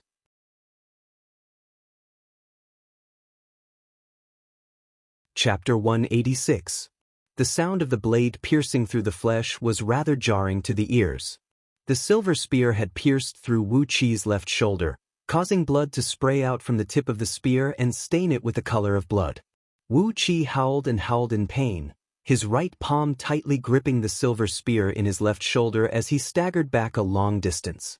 Meanwhile, Yusu's lower abdomen was kicked by Wu Qi, and his dantian was cracked open by Wu Qi. Innate energies that nearly condensed into Jin Dan burst out from the cracks, and half of his cultivation base was crippled by Wu Qi's kick. He didn't even have the time to let out a snort, and a mouthful of blood spurted out from his mouth. Then, like a scarecrow, he was sent flying more than 100 feet away, crushing several bamboos in a sorry state. His body rolled down the hillside where the bamboo forest was located. Princess Zhongli narrowed her eyes, revealing her 2 little canine teeth as she smiled happily. A dozen captains clad in silver battle robes strode out from behind Princess Zhongli, shouting at the top of their voices, "How dare you hurt our young master? How dare you?" Wu Qi tightly gripped the silver spear in his shoulder and cried out at the top of his voice, "Somebody! Assassins! Assassins! Kill all these assassins who dared to hurt me! Kill them, capture the culprit alive, and send him to the imperial palace to be punished." 2 wild gusts of wind shot out from the abode behind. Xiong Jin and Xiong Yin were seen flying towards Wu Qi, bringing with them a billowing demon wind. Amidst the pitch-black demon wind, 4 huge bare paws, about 10 feet in circumference and glinting with a faint metallic luster, swooped down and crushed a dozen white-robed captains into meat patties while howling miserably. It was a real meat patty, one that did not contain even a single drop of blood. All the blood had been forced out of their bodies by the huge explosive force. The blood splashed hundreds of feet away, and only pieces of thin skin stuck to the ground. Everyone was staring at Wu Qi, who was screaming miserably, and Xiong Jin and Xiong Yin, who were covered in blood, with shocked eyes. After a long while, a middle-aged scholar clad in a white robe stepped out from behind Princess Zhongli, his body trembling. Pointing his finger at Wu Qi, he snapped, "How dare you? Our young master is the grandson of General Yusu. They are the family guards of the chief general." The golden bear rolled its eyes and let out a fierce roar towards the middle-aged scholar. He roared, "What bullshit, great general's grandson? We only saw that Duke of Tianyun, whom we were protecting under imperial orders, was assassinated and seriously injured by you. We are Swallow Cloud Pavilion's gold medal consecrators, Xiong Jin and Xiong Yin. We have a chance to fight this lawsuit. Xiong Qin, tie up these bastards for me." Xiong Qing and his brothers howled as they charged forward with a large bundle of rope tied with cow tendons. They bowed respectfully to Princess Zhongli, then grabbed the middle-aged scholar and gave him a brutal beating. After that, they tied him up like a rice dumpling with the rope. Even Yusu, who was knocked unconscious by Wu Qi's kick, was tied up tightly by a few big bears. Casually dragging the end of the rope, Xiong Qing and his brothers rode on a demon cloud and kicked up a demon wind, rushing towards the imperial palace of Great Yen. Xiong Jin and Xiong Yin stared coldly at the few young men who followed closely behind Princess Zhongli and said in a cold voice, "Duke of Tianyun is a duke conferred by His Majesty last night. Just now, that little rascal dared to injure Duke of Tianyun in public. Putting aside the dignity of His Majesty, we brothers cannot afford to lose that face." So what if he is Yu Yi's grandson? We, the Black Wind Valley of Meng Mountains, will not care about this little rascal. The few young men standing behind Princess Zhongli had their faces filled with anger, and they even had a strange gloating expression on their faces, as well as some other strange expressions. But when they heard the roars of Xiong Jin and Xiong Yin, their faces fell instantly. Obviously, they were very afraid of the Black Wind Valley of Meng Mountains. They exchanged a glance, then Chi bowed his head and did not give Wu Qi another look. Wu Qi swayed and pulled out the silver spear from his shoulder. A few secret agents of scouting office quickly came over and applied some ointment on his wound, then tied it up tightly with bandages. Wu Qi kept screaming and grimacing in pain, his face turning blue. Never in his wildest dreams did he expect that after he possessed the Dharma body of an earth immortal, it would be so painful when he tore his fleshly body apart with a mystic technique. It was as if several hundred heavy axes were chopping viciously on his shoulder. If not for the fact that he tore his fleshly body apart and created a wound on his shoulder that was twice the size of the silver spear, how could Yu Su, who had yet to form his gold core and was only carrying an upper-grade magical spear, break his fleshly body? There were so many witnesses at the scene, and they all saw Yu Su piercing his shoulder with the spear. Therefore, they decided to let him be the scapegoat. Weighing the 360-kilogram silver spear in his hand, Wu Qi sneered.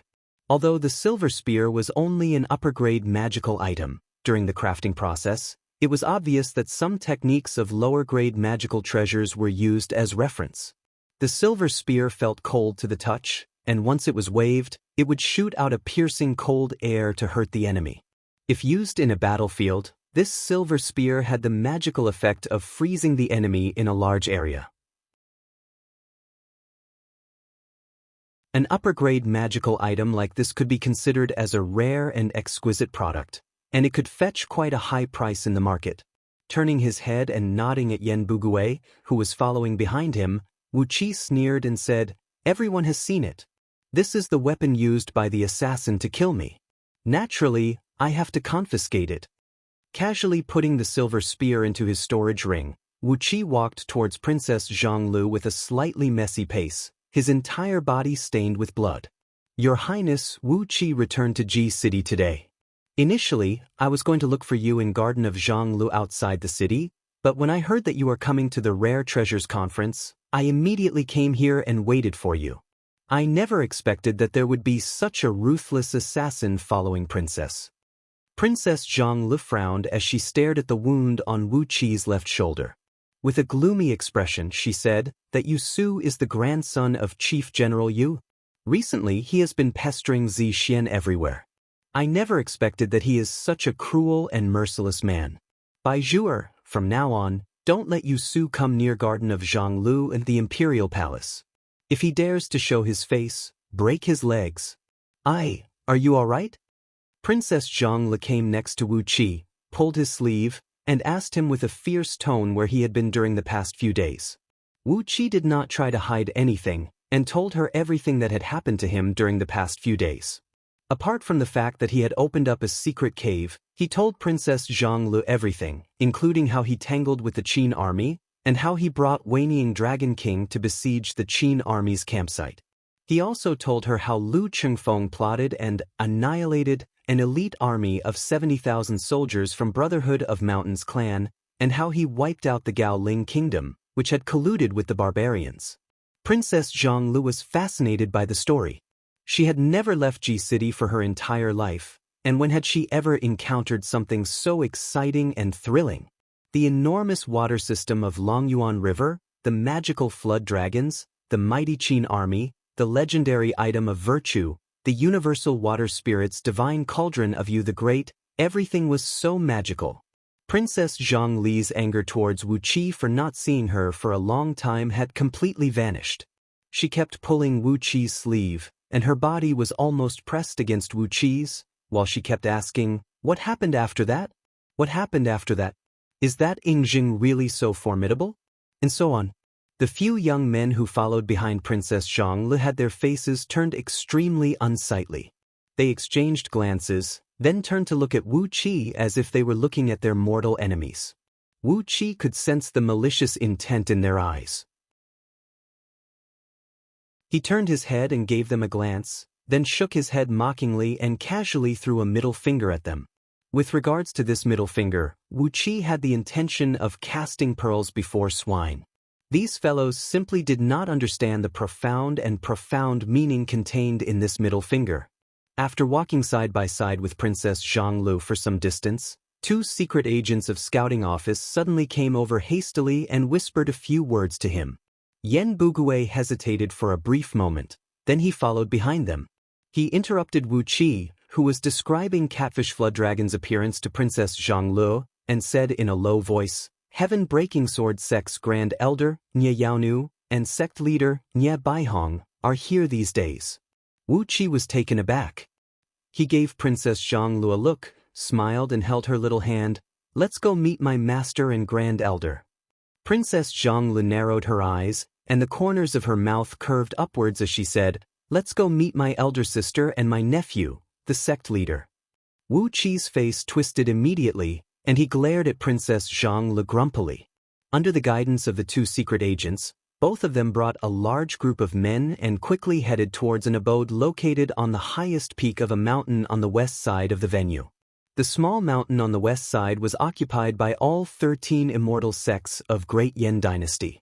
The abodes on the mountain were arranged in picturesque disorder and were owned by each of the sections.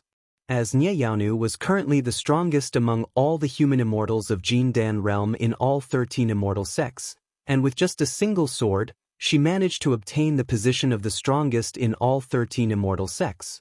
As a result, the abode of Heaven Breaking Sword Sect occupied the highest peak of the mountain.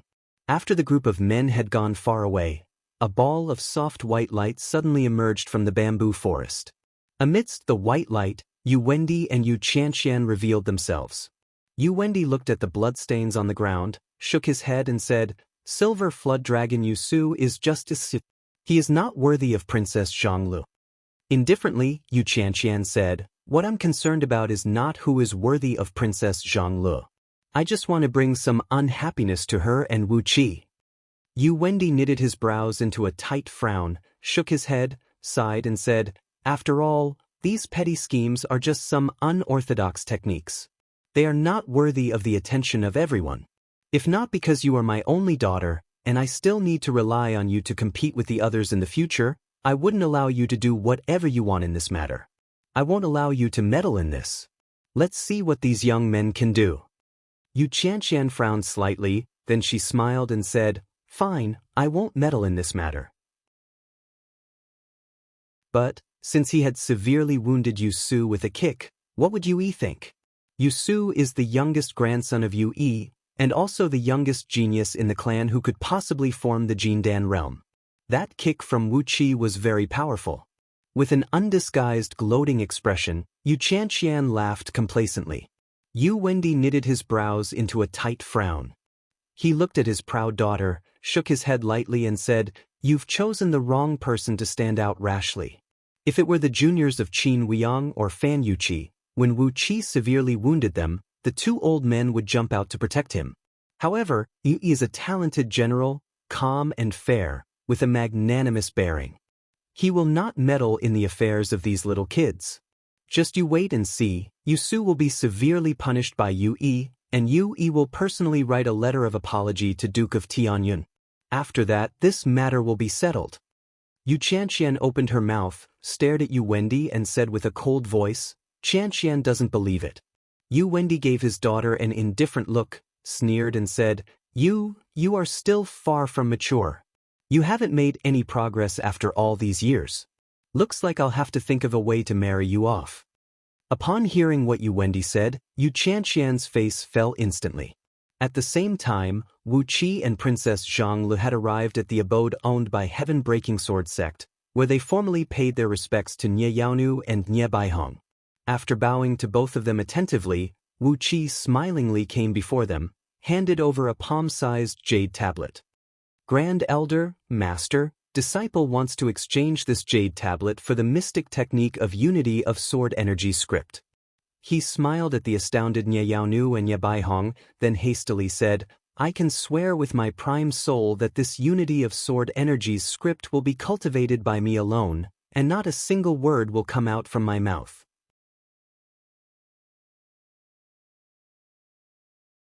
Chapter 187.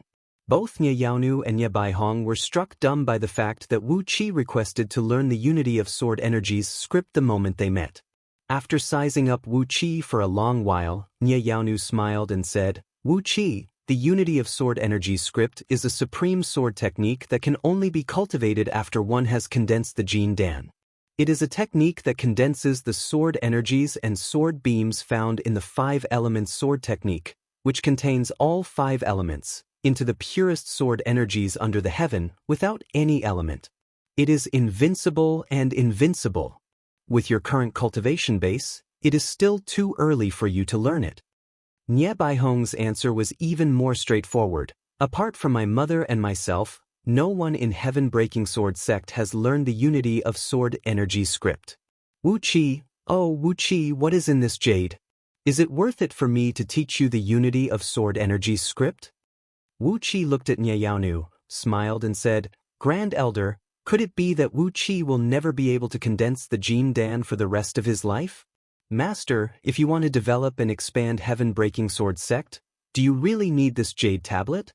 This jade tablet is the map of the dozens of energy stone veins and over 20 rare metal veins that I found in Meng Mountains. Those metal veins are the best materials for crafting magical treasures." Nye Yaonu and Nye Baihong's faces fell instantly. They fixed their eyes on Wu Qi and asked in a deep voice, "Are you serious?" Wu Qi raised his right hand and said in a serious tone, "I can swear a life oath. It's true." Both mother and son exchanged a glance. Then Nye Yaonu said in a deep voice, "After those mineral veins are excavated, I'll give you 50% of the profit." She pulled out a translucent jade slip from under her sleeve, then focused her mind and carved all the incantations of the unity of sword energies script on it. After that, she casually threw it over to Wu Qi. After that, she rolled up her sleeve and pulled the jade tablet from Wu Qi's hand into her palm. After that, she sent her divine sense into the jade tablet, and a joyful smile immediately emerged on her face. The map was so detailed that it showed the distribution of every tree near the mineral vein. If such a detailed map was forged, then it would take a lot of effort. Only when Wu Qi personally ventured into the depths of Meng Mountains, found these mineral veins, and used the mystic technique of crafting jade maps used by cultivators to enlarge the surrounding scenery, would he be able to obtain such a detailed map. Nye Yaonu nodded satisfyingly, then turned to Wu Qi and said, "Memorize the unity of sword energies script now, then destroy the jade slip. Swear an oath that apart from you, no one is allowed to learn this mystic technique." She paused for a brief moment, then continued with a deep voice, "In the future, if you want to recruit a disciple, after getting the permission from me, your disciple can learn this mystic technique. This is not within the scope of the oath." Gladly, Wu Qi merged all the mystic technique recorded in the jade slip into the depth of his soul, then crushed the jade slip with his finger. Without any hesitation, he immediately swore an extremely vicious oath. He did not play any tricks on the oath, and indeed he would not let anyone learn this mystic technique. The power of this unity of sword energies script was extraordinary, and it was just right for him to use in front of others, using it to conceal the various spells he was cultivating from the scroll of stealing. Several tens of thousands of profound and subtle cultivation techniques were imprinted in his mind, and there were also 72 diagrams of circulation routes flashing across his mind. In just a blink of an eye, Wu Qi had memorized the mystic technique of unity of sword energy script. His insane intelligence began to analyze this technique, while the innate energies in the main meridians in his body began to circulate according to the circulation routes of this mystic technique. In these meridians, the innate energies, which were a few times denser than mercury, were rolling and twisting in his dantian while producing loud swooshing noises. Gradually, they condensed into the embryonic form of a Jin Dan. As long as he continued cultivating for another half a month, Wu Qi had the confidence to use the unity of sword energy script as the core technique and form the so-called heaven-stealing false pill in his dantian. As for the so-called heaven-stealing false pill, this Jindan was a real Jindan. The reason why it was called a false pill was that this Jindan could be abandoned at any time. Even if it was thrown out of his body and exploded, it would not cause any harm to Wu Qi. The only function of this Jindan was to circulate some stolen cultivation techniques, using them to confuse the people. The real foundation of Wu Qi's cultivation was still the 10 Jindan in the 7 stealing heaven meridians in his arms. Although the Jindan in his dantian contained an enormous amount of innate energies, it was actually powered by the sword energies cultivated by heaven-breaking sword sect, which had nothing to do with the scroll of stealing. Only a tiny thread of Wu Qi's divine sense was fused into the Jindan, as most of the power of his soul was fused with the 10 innate Jindan. Sensing the transformation in his body, Wu Qi could not help but let out a joyful smile, and kept bowing to Nye Yaonu and Nye Baihong. Nye Yaonu and Nye Baihong were struck dumb when they heard the gurgling noises coming from Wu Qi's meridians, which sounded like a great river flowing and rocking.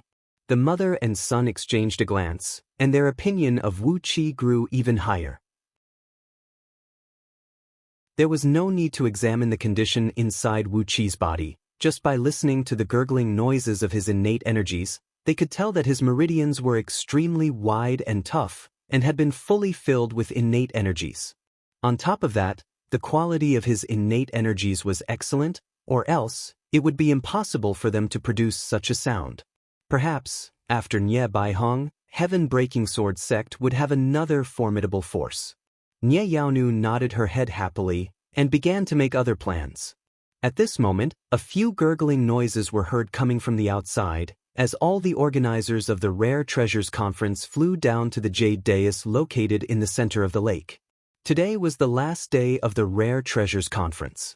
At the moment when the sun in the east had completely leaped out from the horizon, the conference officially began. Wu Qi and Princess Zhang did not return to their own abode. Together with Nye Yaonu and Nye Baihong, they stood on the balcony of heaven-breaking sword sect's abode, looking down at the Jade Dais located in the center of the lake. They saw a few old men clad in white clothes and wearing tall hats standing solemnly in the center of the Jade Dais. On top of the Jade Dais were nearly 100 cultivators, whose cultivation base was at least middle stage of Jindan realm, and the strongest one was a cultivator that Wu Qi could not see through. Nye Yaonu shook her head and said, "Hee, a few old fools from Myriad Dao Alliance are here. Look at those few men clad in light green long robes. They are the elders of Myriad Dao Alliance. Lord Heavenly Spirit is from Heavenly Spirit Sect, and he is the founding ancestral master of Heavenly Spirit Sect. Layman White Dawn is from White Dawn Temple, and he is the founding ancestral master of White Dawn Temple. The other 3 are not as important as them, but they are also formidable figures from Myriad Dao Alliance." Nye Yaonu turned to look at Wu Qi, smiled and said, "Wu Qi, perhaps you don't know the background of Myriad Dao Alliance?" Myriad Dao Alliances. With a gloomy face, Wu Qi interrupted Nye Yaonu's words. He stared at Lord Heavenly Spirit, who was standing solemnly on the Jade Dais, and said with a cold grin, "I know what Myriad Dao Alliance is. Lord Heavenly Spirit is the founding ancestral master of Heavenly Spirit Sect? I heard that 2 of the 13 Jindan elders of Heavenly Spirit Sect who were executed by His Majesty are his great-grandsons?" Nye Yaonu smiled. Thoughtfully, she turned to look at Xiong Jin and Xiong Yin, who were standing closely behind Wu Qi. She nodded her head and said, "Yes, you are." Wu Qi smiled as well. He pointed his finger at Lord Heavenly Spirit and said to Princess Zhang, "This old fool had sent his disciples and granddisciples to Meng Mountains to hunt down Wu Qi. But in the end, they were all chopped into meat paste by a group of subordinates of Wanying Dragon King. Wu Qi has a deep grudge against him. Princess, you have to be careful in the future." Princess Zhang Li's face turned extremely unsightly. She stared at Lord Heavenly Spirit, nodded her head slowly and said, "Is that so? I understand now. Heavenly Spirit Sect, they colluded with Wei Merchant and conspired against the law, trying to rebel against their superiors.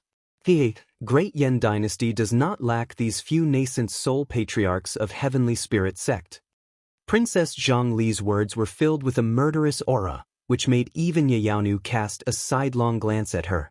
Nye Baihong narrowed his eyes and smiled. If Princess Zhonglu really wanted to deal with Heavenly Spirit Sect, he would be more than happy to see it happen. While the crowd was sizing up the figures on the platform, a small uproar was suddenly heard coming from outside the abode of Heaven-Breaking Sword Sect.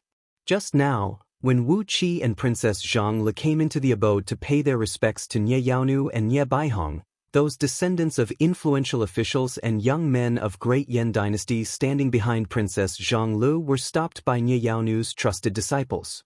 Now, as the meeting was about to begin, and Princess Zhonglu still had not come out, a few descendants of influential officials had begun to show their displeasure to Nye Yaonu's disciples. Wu Qi gave Nye Yaonu a look. Nye Yaonu's face had turned dark and gloomy. Then, Wu Qi turned to look at Princess Zhonglu. Princess Zhonglu frowned, twitched her little mouth, snorted coldly and said, "Why are these annoying fellows still outside? Chase them away, and for those who refuse to leave, break their legs and throw them down the mountain. Don't be afraid of death. Great Yan dynasty may not have many other things, but rascals like them are a dime a dozen. Killing a few of them will make things much quieter." Swaying his huge, pitch-black body, Xiong-yin walked down the stairs and came to the entrance of the abode. After a few loud slaps that shook the heaven and earth, a dead silence reigned in front of the abode. No one dared to make a sound anymore. Then, Xiong-yin walked up the stairs with his burly body, crossed his arms in front of his chest, and stood behind Wu Qi with a menacing look in his eyes. Princess Zhonglu laughed. She frowned and said with a puzzled tone, "These people have been annoying for the past 2 days. After Zi Xian was injured last time, she had just recovered from her secluded cultivation half a month ago. Yu Qianqian brought them to Garden of Zhonglu for a banquet, and after that, they have been pestering Zi Xian. Especially that Yu Su, who was injured by your kick just now. Because he had just led an army and wiped out a vassal kingdom that had the intention of rebelling, he was praised by Grandpa, and was even conferred the title of Baron. No matter where Zi Xian goes, he would follow her. They are really annoying." Wu Qi nodded his head thoughtfully. Hastily, he comforted Princess Zhonglu with a few words, then gave her the gifts he plundered from Catfish Flood Dragon. Princess Zhonglu was beaming with joy, and had completely forgotten about Yu Su and the others. Meanwhile, Wu Qi was pondering in his mind, wondering what was the intention of Yu Qianqian by playing such a trick. He had a very bad impression of Yu Qianqian, as she was not a woman who could be liked openly. On top of the jade dais, the few old men clad in white robes and crowns were talking loudly. Their voices were strong and vigorous, and their voices could be heard echoing through the area of 10 miles in circumference.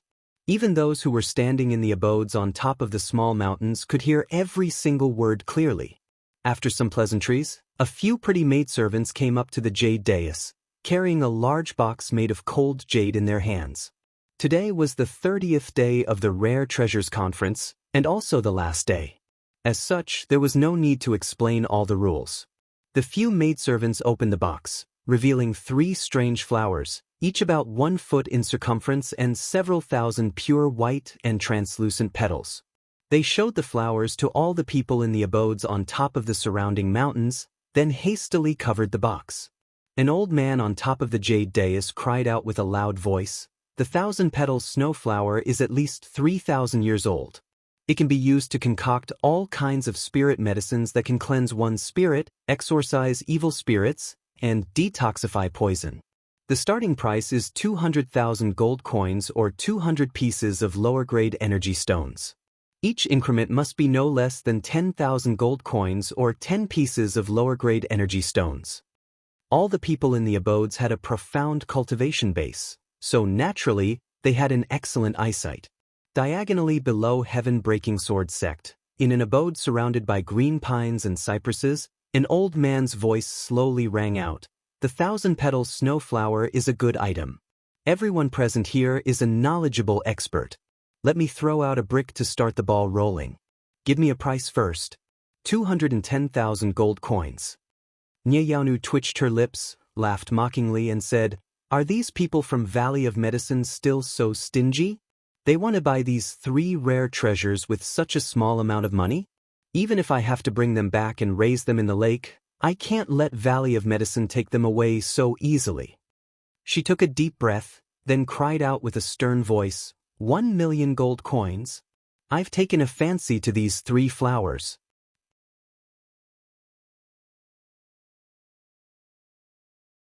Chapter 188. Wu Qi gazed at Nie Yaonu in shock. What she did was a malicious bidding. Heaven-breaking sword sect was famous for the sword, and apart from that, only the script of heaven-patching formation cultivated by Lu Chengfeng was the best in the Tao of formations. The 1,000-petal snowflower was completely useless to heaven-breaking sword sect. Therefore, by bidding a sky-high price, she was purposely picking a fight with Valley of Medicine. Inside the abode of Valley of Medicine, the old voice roared furiously, Nie Yaonu, what is the meaning of this? What is the use of the 1,000 petals snowflower to your heaven-breaking sword sect? 1,000,000 gold coins, 1,000,000 gold coins. If you want it, I'll give it to you. Nie Yaonu laughed out loud and said, Old Sun, thank you for your generosity. Since you have said so, the 1,000 petals snowflower belongs to me now.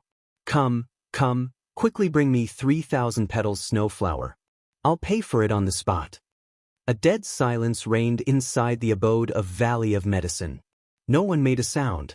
The old man on the platform said slowly, the Grand Elder of Heaven-Breaking Sword Sect, Nie Yaonu, bids 1,000,000 gold coins for 3,000 years old 1,000 petals snowflower. Is there anyone else who wants to bid? A beam of light shone from the platform, and a light screen emerged above the old man's head. A string of numbers appeared on the screen, 1,100,000 gold coins. It was unknown whether it was Valley of Medicine who made the bid again, or someone else had intervened, but this time, no one was stupid enough to bid. Instead, they bid the price using the small auction formation in a well-behaved manner. Apart from the organizer of the convention, no one would know who made the bid by using the auction formation. It could effectively prevent the malicious bidding by Nie Yaonu. Nie Yaonu laughed, then said with a cold voice with a gloomy face, I suppose it is Valley of Medicine who made the bid. Apart from them, no one else can use these flowers. Last time, Valley of Medicine sold us 3 bottles of soul-replenishing pills, which can heal the damage to the soul. There are 18 pills in 3 bottles, and they have blackmailed us for 1,800,000 gold coins. Each of these pills is almost equivalent to an upper-grade magical item. If I don't make them pay, who should I vent my anger to? She forcefully slapped on the auction formation with her right hand and increased the price by 1,000,000. The number on the screen changed once more, going from 1,000,000 gold to 1,000,000 gold. A few old men wearing tall hats showed bright smiles and shouted, 1,000,000 gold ingots. Is there anyone else who wants to make a bid? Is there anyone else who can offer a higher price than 1,000,000 gold? The number on the light screen changed again, going from 1,000,000 gold to 5,000,000 gold. Nie Yaonu sneered, clapped her palm again and increased the price by 1,000,000 gold coins. Inside the Medicine King's Valley's abode, a faintly discernible wave of magical power faintly spread out, and the number on the light curtain suddenly changed to 6,000,000 gold. Nie Yaonu pondered for a brief moment, then reached out her palm and was about to press the button once again. But this time, before she could press the button, the number on the light screen suddenly changed to 4,000,000 gold. A deep, angry roar was heard coming out from the abode of Valley of Medicine. Nie Yaonu was dumbfounded as she said, Is this old hag being used by someone? As soon as he finished speaking, the number on the light screen changed to 5,000,000 gold, more than 20 times the base price. Nie Yaonu pondered for a brief moment, then shook her head and stopped bidding. She turned to Wu Qi and Princess Zhonglu, smiled and said in a low voice, 3,000 years old snowflower of 1,000 petals can be concocted into pills and sold according to the market price. The price they can get is only this much. I've made them lose all profits from this transaction, so even if I can vent my anger, I can't go too far. No one else bid, and Valley of Medicine easily obtained the ownership of the 3 rare flowers. After the incident of Nie Yaonu intervening in the auction, no one dared to bid for the following rare and precious spirit items. Instead, they all used the auction formation on their own balconies to bid for them. In this way, no one would know who was bidding, and no enemy would deliberately raise the price. The following dozens of items had all been auctioned at the price they deserved, and none of them had reached an insanely high price like the first item. Nie Yaonu no longer caused any trouble. Instead, she carefully and cautiously observed all the items being auctioned, and from them, she selected a few rare natural materials with decent quality and placed them in her hands. In Wu Qi's eyes, the quality of these materials was just average, and could not be considered as some precious natural treasures. He pulled Princess Zhonglu aside, chatting and laughing in a low voice. Both of them had formed a small world of their own, and did not put any outsiders in their eyes. Time went by minute after minute. When 3.5 hours had passed, an old man on the jade dais suddenly cried out loudly, "Now, we are auctioning a total of 100 slaves from the Longbow Kingdom. The people of Longbow Kingdom are born with a lifespan of over 1,000 years, and those who have attained a certain level of cultivation base can live up to 10,000 years. These 100 slaves from the Longbow Kingdom are all elite warriors of the Longbow Kingdom. Even the weakest among them has the cultivation base of physique-strengthening tier of Xiantian realm, and the strongest 10 slaves have the cultivation base of early-stage embryonic breath realm. These are rare and precious items that can only be found by chance, and not by searching for them." Wu Qi's eyes went wide. Slaves from the Longbow Kingdom? The several tens of feet tall giants that once appeared next to Wei Xiaoxiao? The ones in the classic of mountains and seas? The culprit who could catch a gigantic turtle from the ocean with just a fishing rod, and left only the 3 islands of Penglai out of the 5 immortal mountains? The legendary gigantic creatures that could stand as tall as the heaven and earth? Longbow Kingdom people were also a kind of human beings, but they were favored by the heaven and earth, and possessed an enormous power. They almost never encountered any bottleneck in their cultivation, and as long as they kept cultivating step by step, each of them had the hope of becoming a heaven immortal. However, every time they advanced their cultivation base, they would encounter an extremely violent heaven immortal tribulation. If they could survive it, they would become immortal, and if they could not, their souls would be completely destroyed. Whether it was forming the Jin Dan or breaking the gold core to form the nascent soul, countless Longbow Kingdom people would be killed by the heaven tribulation. A Longbow Kingdom man who had attained the Mahayana realm of Jin Dan could fight against a human cultivator of nascent soul realm. A Longbow Kingdom man of nascent soul realm could fight against a human cultivator of nascent soul realm. A Longbow Kingdom man of heaven immortal realm could fight against a human cultivator of nascent soul realm and divine transformation realm. Wu Qi took a deep breath and rested his attention on the jade platform. The old man on top of the jade platform raised up a strange-shaped ring and said with a loud voice, "Apart from these 100 slaves of Longbow Kingdom, we will also auction this spirit-breeding ring. As long as the natural energy exists in the outside world, there is a small mustard seed immortal's cave in this ring, which is about 100 acres in circumference. These slaves of Longbow Kingdom can live and cultivate in this ring. 100 slaves of Longbow Kingdom that can be brought along with you. You can only bid with energy stones. The starting price is 10,000 pieces of middle-grade energy stones, and each increment must be no less than 100. The exchange rate between middle-grade energy stones and lower-grade energy stones was basically 1 to 100. The starting price for these 100 slaves of Longbow Kingdom was 1 million lower-grade energy stones. The price made Nie Yaonu and Nie Baihong's faces fall. Although Heaven-Breaking Sword sect had enough of these slaves, it was controlled by Yen Li, and the private money they had was far from enough to pay the starting price. Wu Qi's eyes shone brightly. He gave Princess Zhonglu a look and said in a low voice, "I want these people. I am in need of a capable man." Wu Qi's foundation in this place was very shallow. Although he had some money and materials, he did not have a capable man. Xiong Jin and Xiong Yin were sent by Yen Dan to protect him, and they had nothing to do with him. Among these 100 slaves of Longbow Kingdom, 10 of them had cultivated to the realm of Jin Dan, and they were of great use to Wu Qi. He could train them a little, temper their fleshly bodies with herbs, and stimulate the ancestral bloodline of Longbow Kingdom in their bodies, allowing them to form a very powerful, heavenly 100-spirit warring formation found in Scroll of Stealing. With that, 100 Jindan warriors of Longbow Kingdom would be able to fight head-on against an existence who had just stepped into the realm of nascent soul and divine transformation. Once he had them, Wu Qi's ability to protect himself in this world would be greatly improved.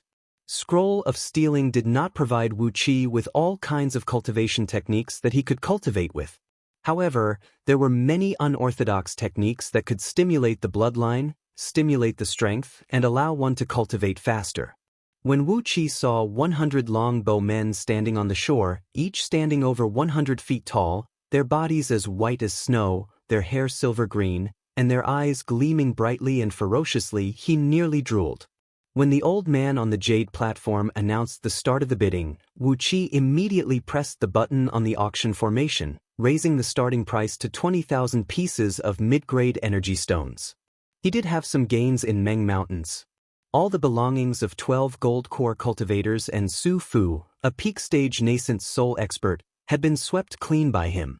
To him, a mere 20,000 pieces of mid-grade energy stones was not a big sum of money. However, the number on the screen was changing rapidly, and in just a blink of an eye, it had risen to 50,000 mid-grade energy stones. It was obvious that these 100 slaves from Longbow Kingdom were very attractive. Not only Wu Qi had his eyes on them, but some other influential nobles and immortal sects had their eyes on these 100 slaves as well. With the ability of these powerful sects, they might not have the confidence to overcome the nascent soul tribulation, but they still had a 10 to 20% chance to help these longbow men survive the Jindan tribulation. Once they survived, they would have a dozen to 20 formidable slaves of Jindan realm, and the value of these slaves would be immeasurable. With a gloomy face, Wu Qi pressed the button a few more times, and the price of these slaves had soared to 150,000 pieces of mid-grade energy stones. At this point in time, those who were still bidding were probably the few wealthiest sects, such as Heavenly Spirit Sect and Valley of Medicine, who had earned a huge profit every year. The rest of the immortal sects had been frightened by the outrageous price and dared not to bid anymore. 150,000 mid-grade energy stones. This was the total amount of energy stones that Great Yan Dynasty could provide to an immortal sect for 30 years. Apart from Heavenly Spirit Sect, Valley of Medicine, and a few other wealthy sects, where else could the other sects have so many energy stones left?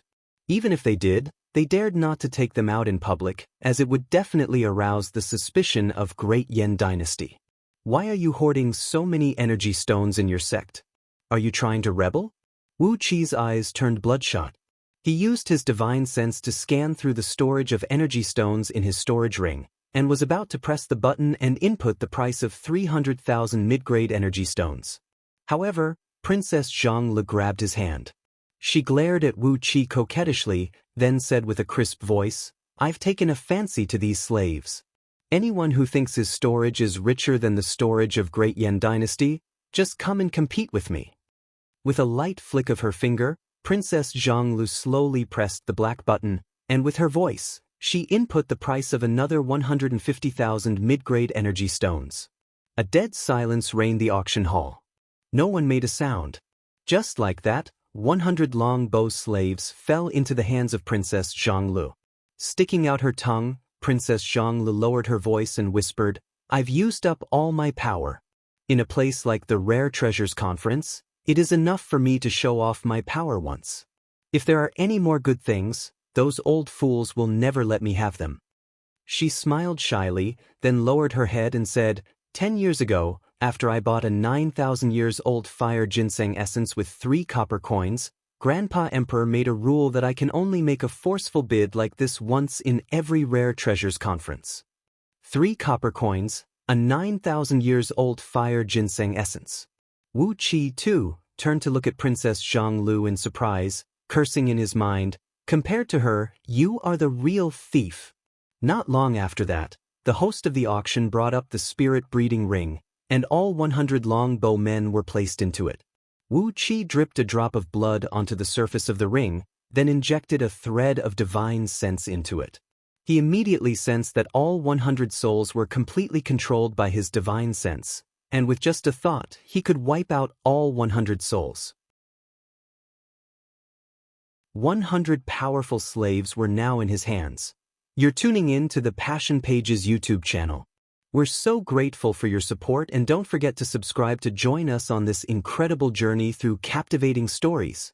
Your generosity through donations truly makes a world of difference, as it's the primary source of revenue that allows me to expand and enhance this channel for you. Thank you from the bottom of my heart for being a part of this adventure.